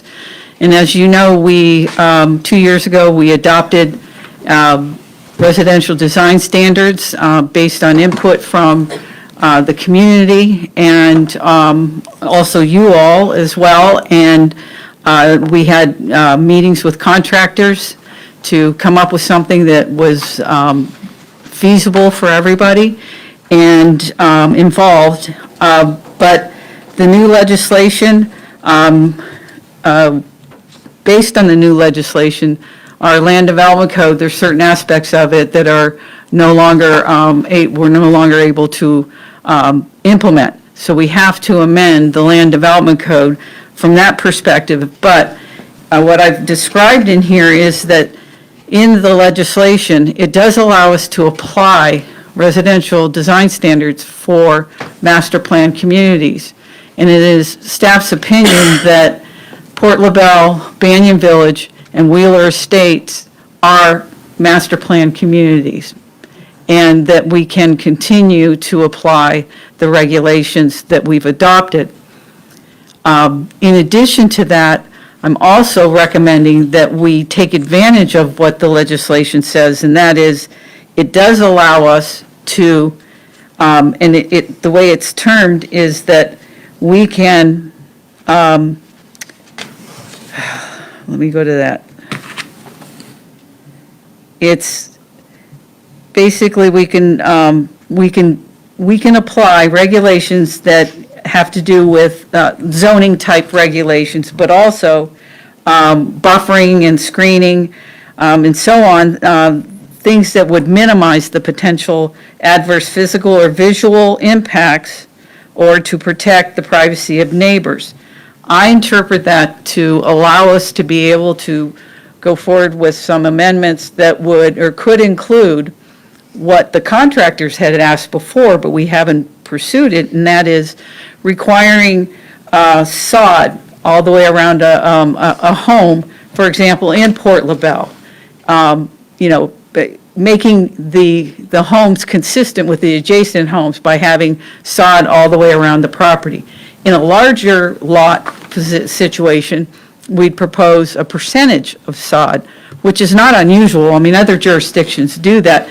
And quite honestly, it makes sense because it helps limit what I'll call the potential for runoff when you have rains and your property is all dirt, you don't have sod on it. It's problematic for, a few reasons, and that is impacting our drainage systems and also your adjacent property owners or properties. The other aspect that was brought up with the contractors was requiring certain kinds of driveways. And then in addition to that, foundation plantings. And I will say that when we had the recent meeting with Wheeler Estates residents to talk about the road connection to State Road 80, after the meeting, I had some folks come up to me and say that they were really, that they thought that even though the mobile homes were not permitted in Wheeler Estates, they felt like what was being installed was a mobile home because it looked just like a mobile home. So that the modular homes that are being installed don't have enough, I'll say, design requirements to make them look like a home. So I thought that just with that as an example, I mean, requiring some of these additional things that I just talked about for us to consider adopting with the other amendments that we have to do per the legislation, that we consider that. But what I'd like to do is get direction from the board to first, I'll come up with drafts, and then I'll have a meeting with contractors to get their input, and then I'll bring something back through the public hearing process to the LPA and to the board to consider for adoption. What's your idea on modulars? Do you have any? Well, as far as the modulars that are, we still can't, we can't limit them, but what I was saying earlier was some of the things that we could add are requiring that foundation planting. So, for example, the modulars now that have the vinyl that's going all the way down to grade is making them look like a mobile home. To address that, we can require that if that's how you're going to finish the outside of the house, that you have to have foundation plantings. And they obviously would have to maintain them, so it's another code enforcement thing. But still, it's the idea of we're trying to protect values that exist in existing communities and for future communities. Madam Chair. Ms. Embledge, is this a situation to where the email that I sent you this afternoon, you responded back? Is this something that could be added into this, or would that be something totally different on the lighting? On the lighting. Yes. The lighting, okay. Let me expound on what you sent. And he's here, by the way. Yeah. Anyway, the gentleman that sent you the email actually contacted me years ago about the lighting potential in the future and losing, the dark skies kind of aspect in the area. Anyway, so we went ahead and adopted lighting requirements for commercial and industrial. We did not include residential. Right. Because when we had the conversation with the board about that at that time, the board didn't want to go in that direction of requiring lighting restrictions for residential. I would suggest that the board can give staff direction as well to proceed with coming up with appropriate lighting, I'll say lighting restrictions that would ensure that you don't have the spillage onto adjacent properties and onto adjacent roads, which was the example that we were talking, or that was brought up. And also, I know that we don't want to touch ag, but we also need to make sure that we have properties that are residential next to ag and vice versa. And the idea is that we need to be careful about overall lighting spillage on adjacent properties. I know that there's, some of the ag lighting can go a long way to, other adjacent properties. And I know that that's something we don't like to restrict ag in any way, but I'm just going to bring it up because it'll come up in the future with other folks that start moving into the area and have a light like that shining right into their house. Well, you can get direct lighting. I mean, they do it with fields, baseball fields, football fields. It doesn't affect Yes. the whole entire area.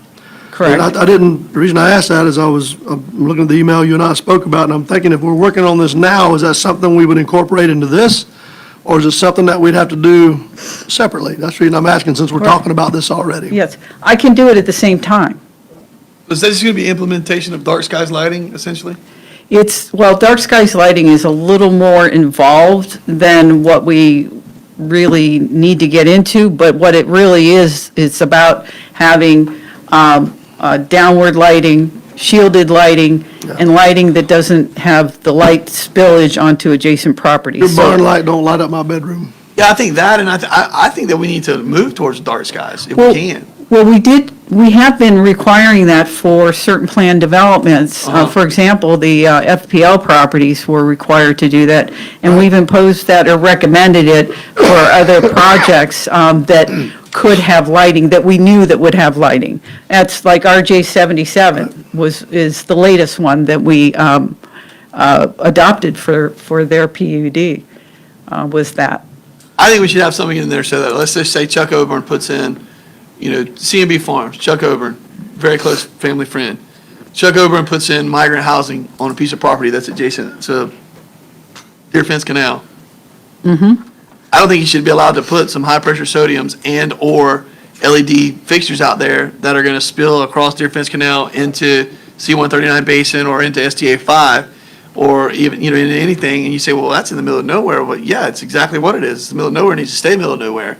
Garcia Farms does the same thing. I don't think Josh Kellum and company should be allowed to have the ability to light up the sky out there, and I think if it's just as simple as us having some language in there that says, when applicable, unless it's a safety issue, the lumens need to be X, and the dark skies, concept needs to be applied, Well, we can draft something that would address the ag perspective, or. I think it needs to be countywide. I'll no, come back well, up. I mean, I don't think U.S. Sugar or Carson Turner should be able to build anything either.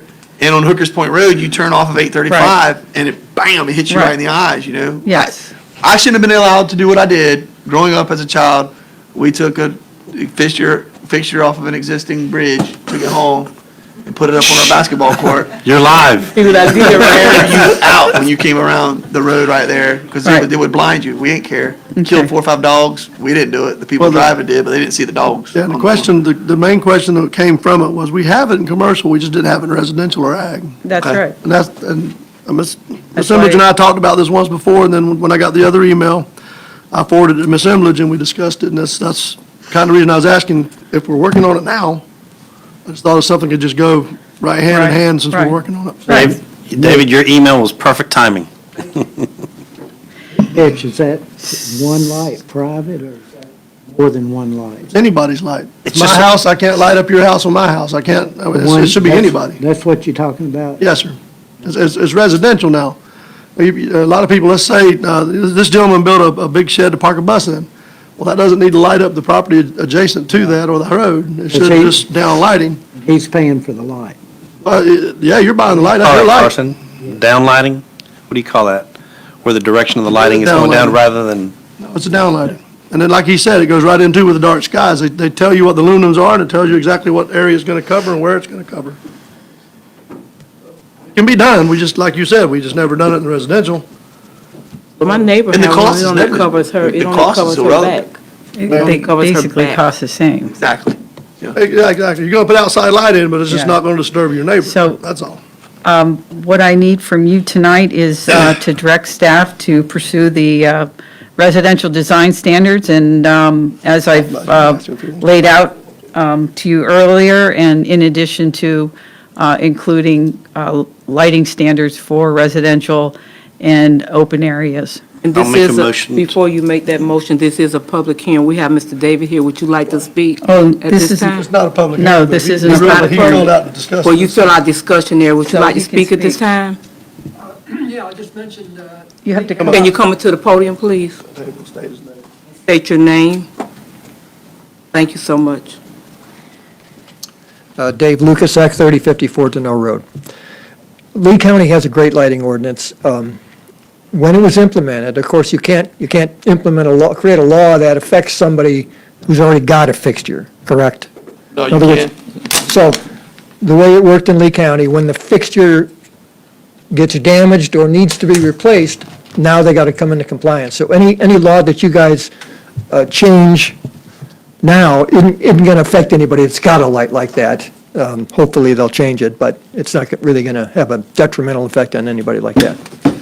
And, well, like I said in the letter, you know, I could go on about this, except luckily for you guys, I left my letter, a copy of the letter at home, so I won't. But motion sensor lighting is really more effective for crime prevention than fixed lights are. I mean, just look at Chicago or New York or any other big city where it's lit up like daylight, and look what's going on 24 hours a day. So I thank you for doing this, really appreciate it. And thank you for bringing it to our attention. Thanks. Thank you so much. Margaret, do you have anything else? Directions at this time?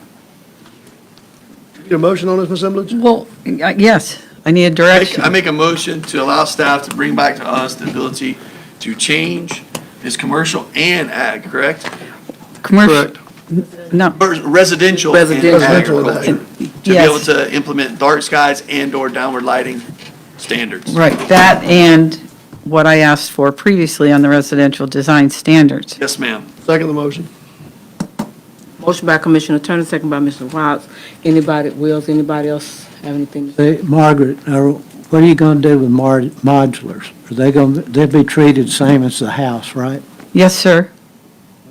Because the only way you can do a modular, if they put a porch or a carport. If you don't do that, it's like a double wide. But there's nothing we can do about it. Yeah, there's- Fort LaBelle. Right, right, but that's in this, anyway, yes, we're keeping it for Port LaBelle and Banyan Village and Wheeler. Wheeler. If you're going to argue for 2 more hours, I think the government of container homes is worse than any modular I've ever seen in my life, so, I think they are too. yeah, I think they're horrible, so. All in favor? Aye. So move. Okay, Katie, you're up. But there's nothing we can do about that. If they get a Yeah, I'm an Florida engineer, building yeah. engineer, Yeah. But look at your property value if I put one over next to you. Hold on. Okay, container homes. Wheeler Estates does not allow container homes. The proposal for Montero would not allow any more container homes. So we have a lot of interest from folks on container homes in Wheeler. And some folks were willing to abide by design standards, but because of the new legislation, we are not allowed to apply it to just the containers in Montero. So they're not allowed, so the folks that do have either their permits or can show that they had architecturals and a contract and so on for a container home in Montero will honor that. But anything after the adoption will have to limit or restrict.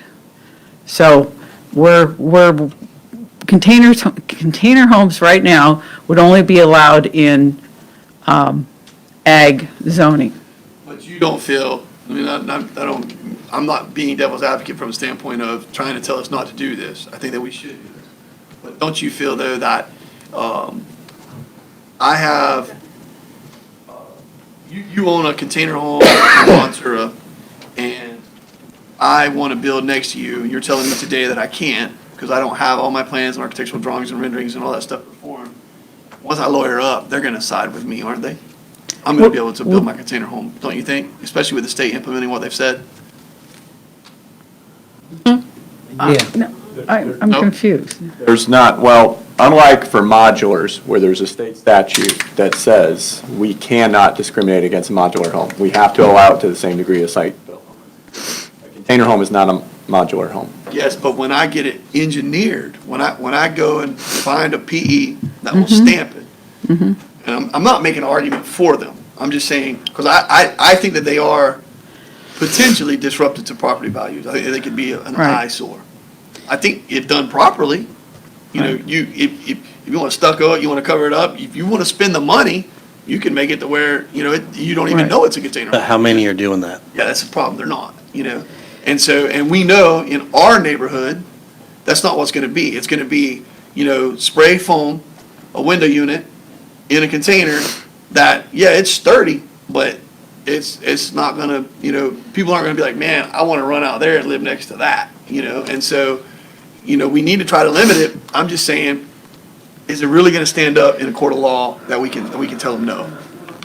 Well, we make a try, and we don't need to. we don't have the clear preemption like we do for modulars. Yes, sir. Yeah. Right, and as far as the folks that would like, we've had at least a handful of folks that have come to us and said, we've already signed a contract with an architect, and they will likely have their plans by the time this amendment is effective, but they won't have their building permit. So if I have to add language in here somewhere where we would make sure that they're able to proceed, then I'm all for it, because I don't want to have any the legal issues. I have no problem with litigation. I think it's a wonderful thing. That's why we live in a democracy. But the point I'm making is just that I'm just wondering, are we going to have a leg to stand on?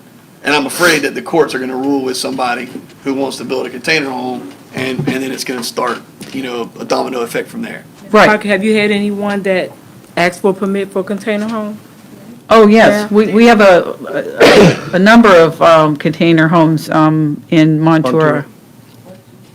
I think you'd be stunned, too, at how nice they are, some of them. Exactly, and so, anyway, we'll look at adding some language that would allow for these few situations, but at the point of effectiveness of that date, there would be no additional container homes.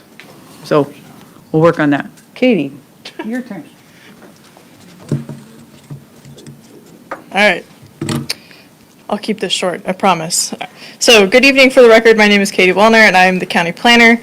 This item is requesting the board's permission to move forward with county-initiated land development code amendment to allow full-size second dwelling units on oversized properties with general agriculture or A2 zoning. The executive summary included a draft version of the expected change. To illustrate the intent of the amendment, per the draft provided, this amendment would allow a maximum of 2 dwelling units on an oversized A2 property. And by oversized, I mean A2 property, minimum parcel size is 5 acres. You would have to have 10 acres to be able to do the 2 dwelling units. So the executive summary in the packet inadvertently left out the fiscal impact and the options sections. I apologize. So I'll address both of those for the record. First, this amendment would not have a major fiscal impact, and there would be 2 options on how to address this request.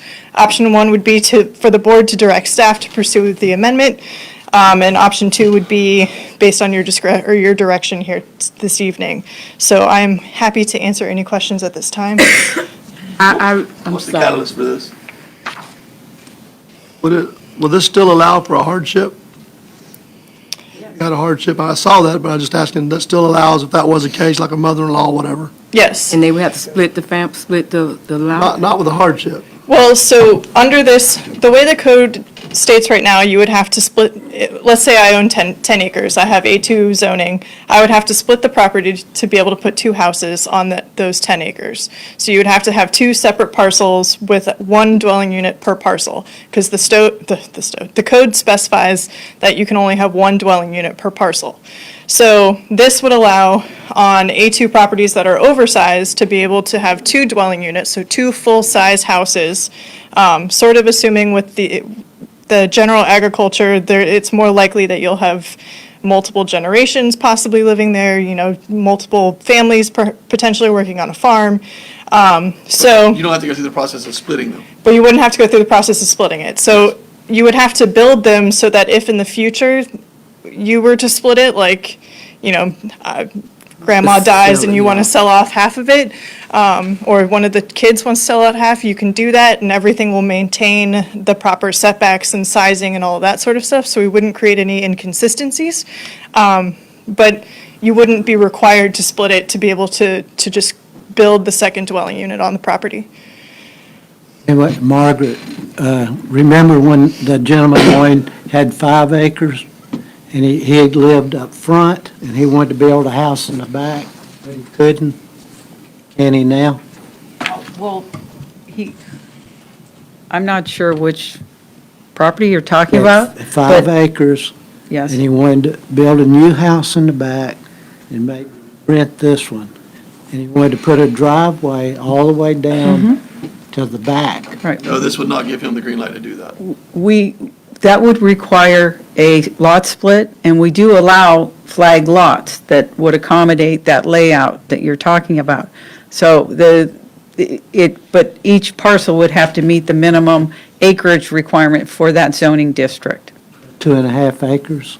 If it's in RR, and which requires 2 acres, Even though he owns both houses, he still would have to split it. yes, they would. So, And this amendment would only apply to general agriculture. So the minimum parcel size for that is 5 acres. With some of the smaller ones, RR, all the RGs, those would not, it would not apply to those, at least as we've currently configured it. So if you had 5 acres, you could build 1 home site. Correct. But it's going to require 5 acres per home site, In general ag. it already does. general ag. So what's that changing then? Ms. Hemledge, I missed something. I It's the ability to split in the event.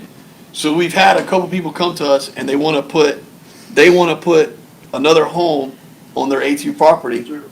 And the acres that they're essentially not allowed to currently. Correct. So now we're giving them the green light to be able to do that and be within the confines of the laws. Yeah, so if I own 10 acres and I already have a house on my property and I want to build a second house for my son, daughter, offspring, I can do that as long as it would meet the minimum size requirements. If I own the 10 acres, if I build the other house so that if in the future they want to sell it or they want to do something else with it, then they can split off that 5-acre portion of the property. And right now, I wouldn't have to split it. It would just be a second home on the property. That's ag. So let's say it's ag, say you got 20 acres and you want to put 25 homes in there and rent them out. Okay, that's a complete. It better be, because if it is, we're not going that way, so. This would limit the maximum number to 2 dwelling units, no matter what the property size is. I want to And be sure of that, because I see something coming down the road and I don't like it. I know, we modeled it off of Lee County's code. Actually, this is what they do for their ag districts. That would be a commercial, that wouldn't be ag no longer, correct? Correct. Only generated. It could be a multitude of different Well, things. yeah, that's true. Yeah. But not ag. No, sir. Even though you said they were farm workers, it's still not ag. Well, then you would have to get a special exception, so it's a different process. Good. Yeah. Multiple avenues to be able to get to there. Yes, And sir. and they would require a public hearing, so you would know about it as a neighbor. That'd be nice. I didn't the last time, so it'd be good this time. You better start reading your mail. Didn't get no mail. That was one of them deals there, don't ask, don't tell, just build it, and it got done, so. Have Happens a lot. It does, and it's not right. No, I don't disagree. I live 8/10 of a mile down the road, 6/10 of a mile down the road, they did something that none of us knew anything about until all of a sudden it was done. So, yeah, not good. Any other questions? I'll make a motion to approve. Second? By Commissioner Turner, second by Commissioner Glazer. All in favor? Aye. So move. Cool. So we're going to Mr. Mark. Chair and members of the board, you need to appoint a homeowner to serve on the Value Adjustment Board. The prior person you appointed moved out of the county, and Who's got so a name? I got one. Who is it? J.B. Lofton. Here is he gonna move to? No. Been here all of his life. He ain't gonna-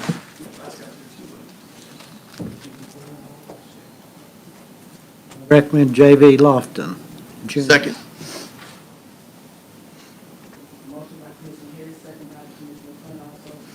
Aye. that'll be in the form of a resolution, just so you know, I'll have to prepare a resolution, but we'll prepare that up and have the chairman sign it. Next one, Jacobs Flight Services. This is a tenant in the Glades Terminal with office space.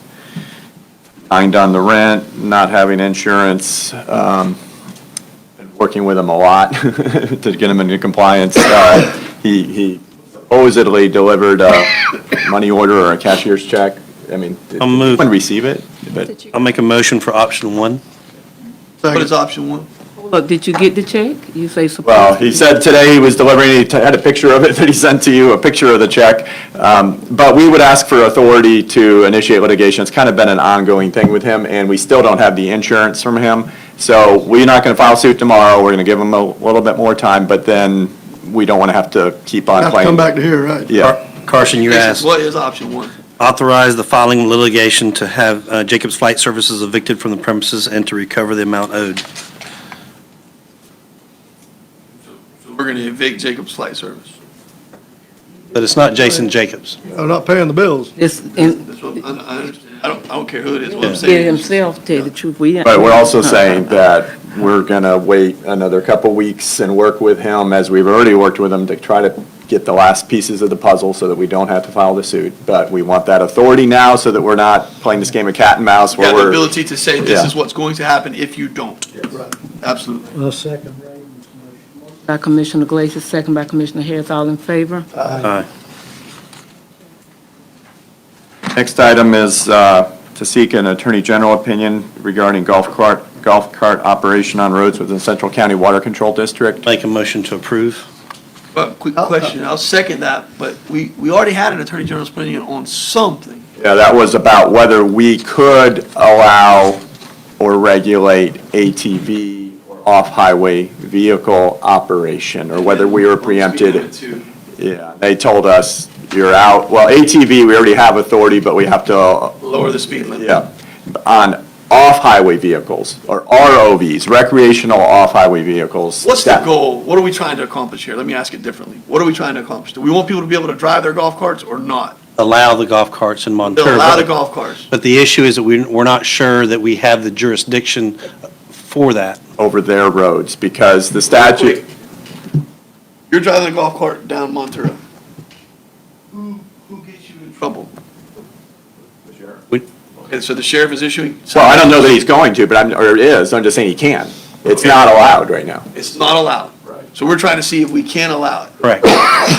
And they are stopping people. And the other thing, we were supposed to get streets, what particular streets they could or could not, and where they can cross over at, if I'm not. We will come up with that list in consultation with Central County Water Control District, because it's their roads. But the first step is, do we have the authority to allow golf carts on a special district road? That's the issue. We know we can allow golf carts on county roads. We know cities can allow golf carts on city roads. But we don't know is if a county can allow golf carts on a special district road, and that's what these are. Turner, how'd that end up in Pioneer? Did that get forward? Honestly, I think everybody's cooling the gang right now because the sheriff is saying, hey, behave responsibly. We're going to behave logically. You're talking about the side roads in Montour? All the roads in Montero are special county, and Central special district except Pine Cone and, 833. yeah. Understand The this is paved just portion of golf Pine carts. And you'll see this again. If the answer from the Attorney General is yes, then we'll be back in front of you on the resolution that actually authorizes it with the list of the streets. So you'll see it again for final approval. You're not allowing the roads yet, or allowing the operation yet. You're authorizing the letter to the Attorney General.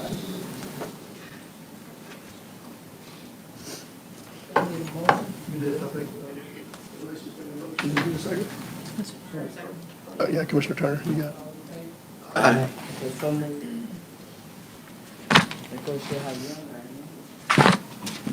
Just as an FYI on the letter, we've changed it from the draft that was in the packet. The attorney for Central County had some further tweaks, just so you know. It's going to revise somewhat, but the same message is there. Before we move on, Ms. Jennifer, you want to see, are you Jennifer? We want to thank Ms. Jennifer Hood. She's a part of the Health Department. Now, if you want to come to the front just so people can see you, if you don't mind, I'm going to put you on the spot. Not a problem, and I apologize for being a few That's minutes okay, late. that's Had a meeting, okay. so- And I want to thank Would you all- identify yourself for us, please? Sure. for the record? Jennifer Hood, interim health officer at the Hendry and Glades County Health Departments. And I want to thank you, and I apologize for missing the proclamation for recognizing Department of Health employees during the COVID response. So thank you so much. You got a great team. Welcome to it. We do, and I am very proud of the work we've done. Welcome to Henry County, Glades County, so thank you. Be happy and looking forward to working with you. Sounds great. Thank you so much. Davis? I just had an American Rescue Fund status and information report that I emailed everyone last week. And this is really just for information. I'm not asking for any action on this tonight.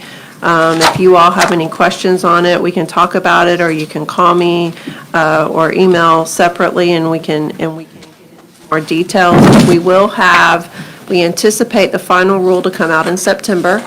And in coordination with all of our neighboring counties, everyone's really trying to wait until that final ruling comes out to feel super comfortable with getting final action from their commissions.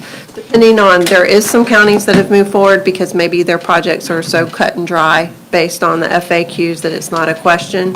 But I did list what we are talking about internally. I did fail to list the clerk software upgrade that Steve and Kim have been working on getting quotes for upgrading our software, and so that is also going to be added to this list for offsets. So if you have any questions, please let me know. Are you going to put a number beside all these? Beside all of these, when it comes back to you for approval. And the sub-office in Clueston.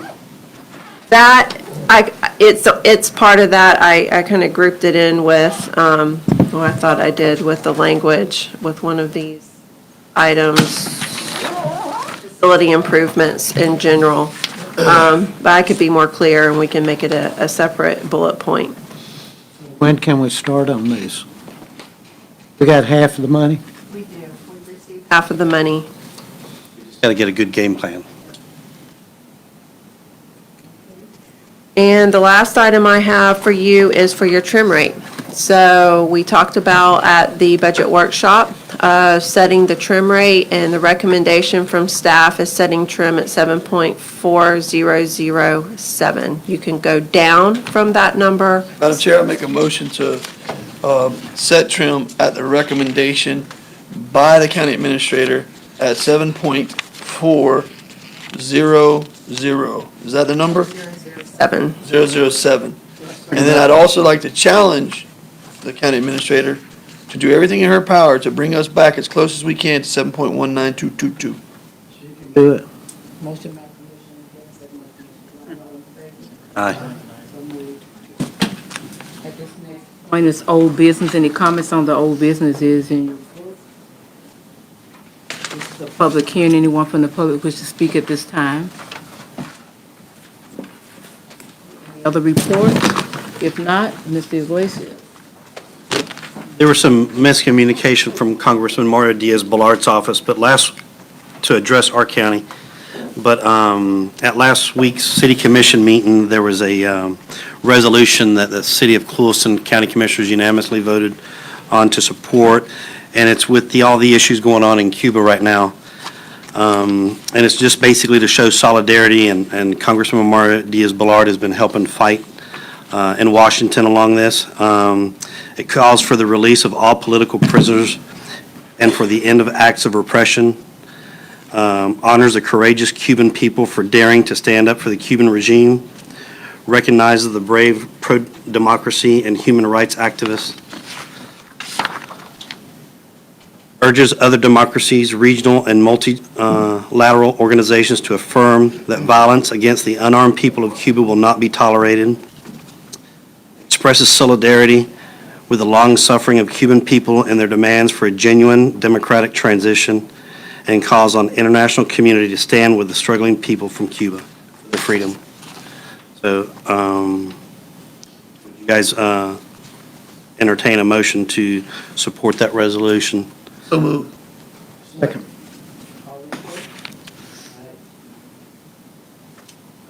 In addition, I'd like to recognize a gentleman by the name of Johnny Navarro of Clewiston. He's a recent graduate of the University of Miami, a lifelong resident of Clewiston. He has, I won't say single-heartedly, but he has brought much awareness to this issue. Not only at sitting in the park during the rain for 2 weeks straight, along with other residents from Clewiston and Montero, but he's gone to Miami and rallied. He's actually driven to Washington, D.C. and rallied. So I'd like to give him a little bit of a shout-out. Montero mailboxes, I don't know if you saw my email, Shane, through your help with Michelle at the local LaBelle office. She kind of gave me some guidance through the bureaucracy. It kind of kept getting pushed down the line. I finally reached out, I think, to the right person at the post office, and they've escalated it to the manager of the Consumer Affairs Division of Florida 3rd District. So I think we're getting some momentum going there. And I recently toured the Port LaBelle utility system with Jimmy and Roger, and I got to tell you, I was just totally impressed. And if you guys haven't had the opportunity to do that, you need to, because from whether it's the meter reading system that we have, where you can pull up a customer's meter reading and tell daily what their usage was for water. When that customer calls you and says, my water bill's out of whack, and they can pull it up and say, well, it looks like on June 13th and June 14th it did spike and then it went down, and they go, oh, you know what? Little Johnny left their water hose running, or the water hose busted. That right there is impressive. But what's more impressive is to walk through the plant, and when I tell you that you can eat off the floor, you can eat off the floor in that plant. And that to me is a reflection of leadership, and the leadership that we have there with Roger and Jimmy is spot on. So thank you. That's all for me. You think Jimmy's doing that? Yes, sir. He's part of that team. Part of that team. Wow. Jennifer, have we borrowed any money on the credit line? We have approximately 3.2 million remaining out of the 6 million. So that's why the difference on the jail project, that's why we were recommending for it to go. Your budget,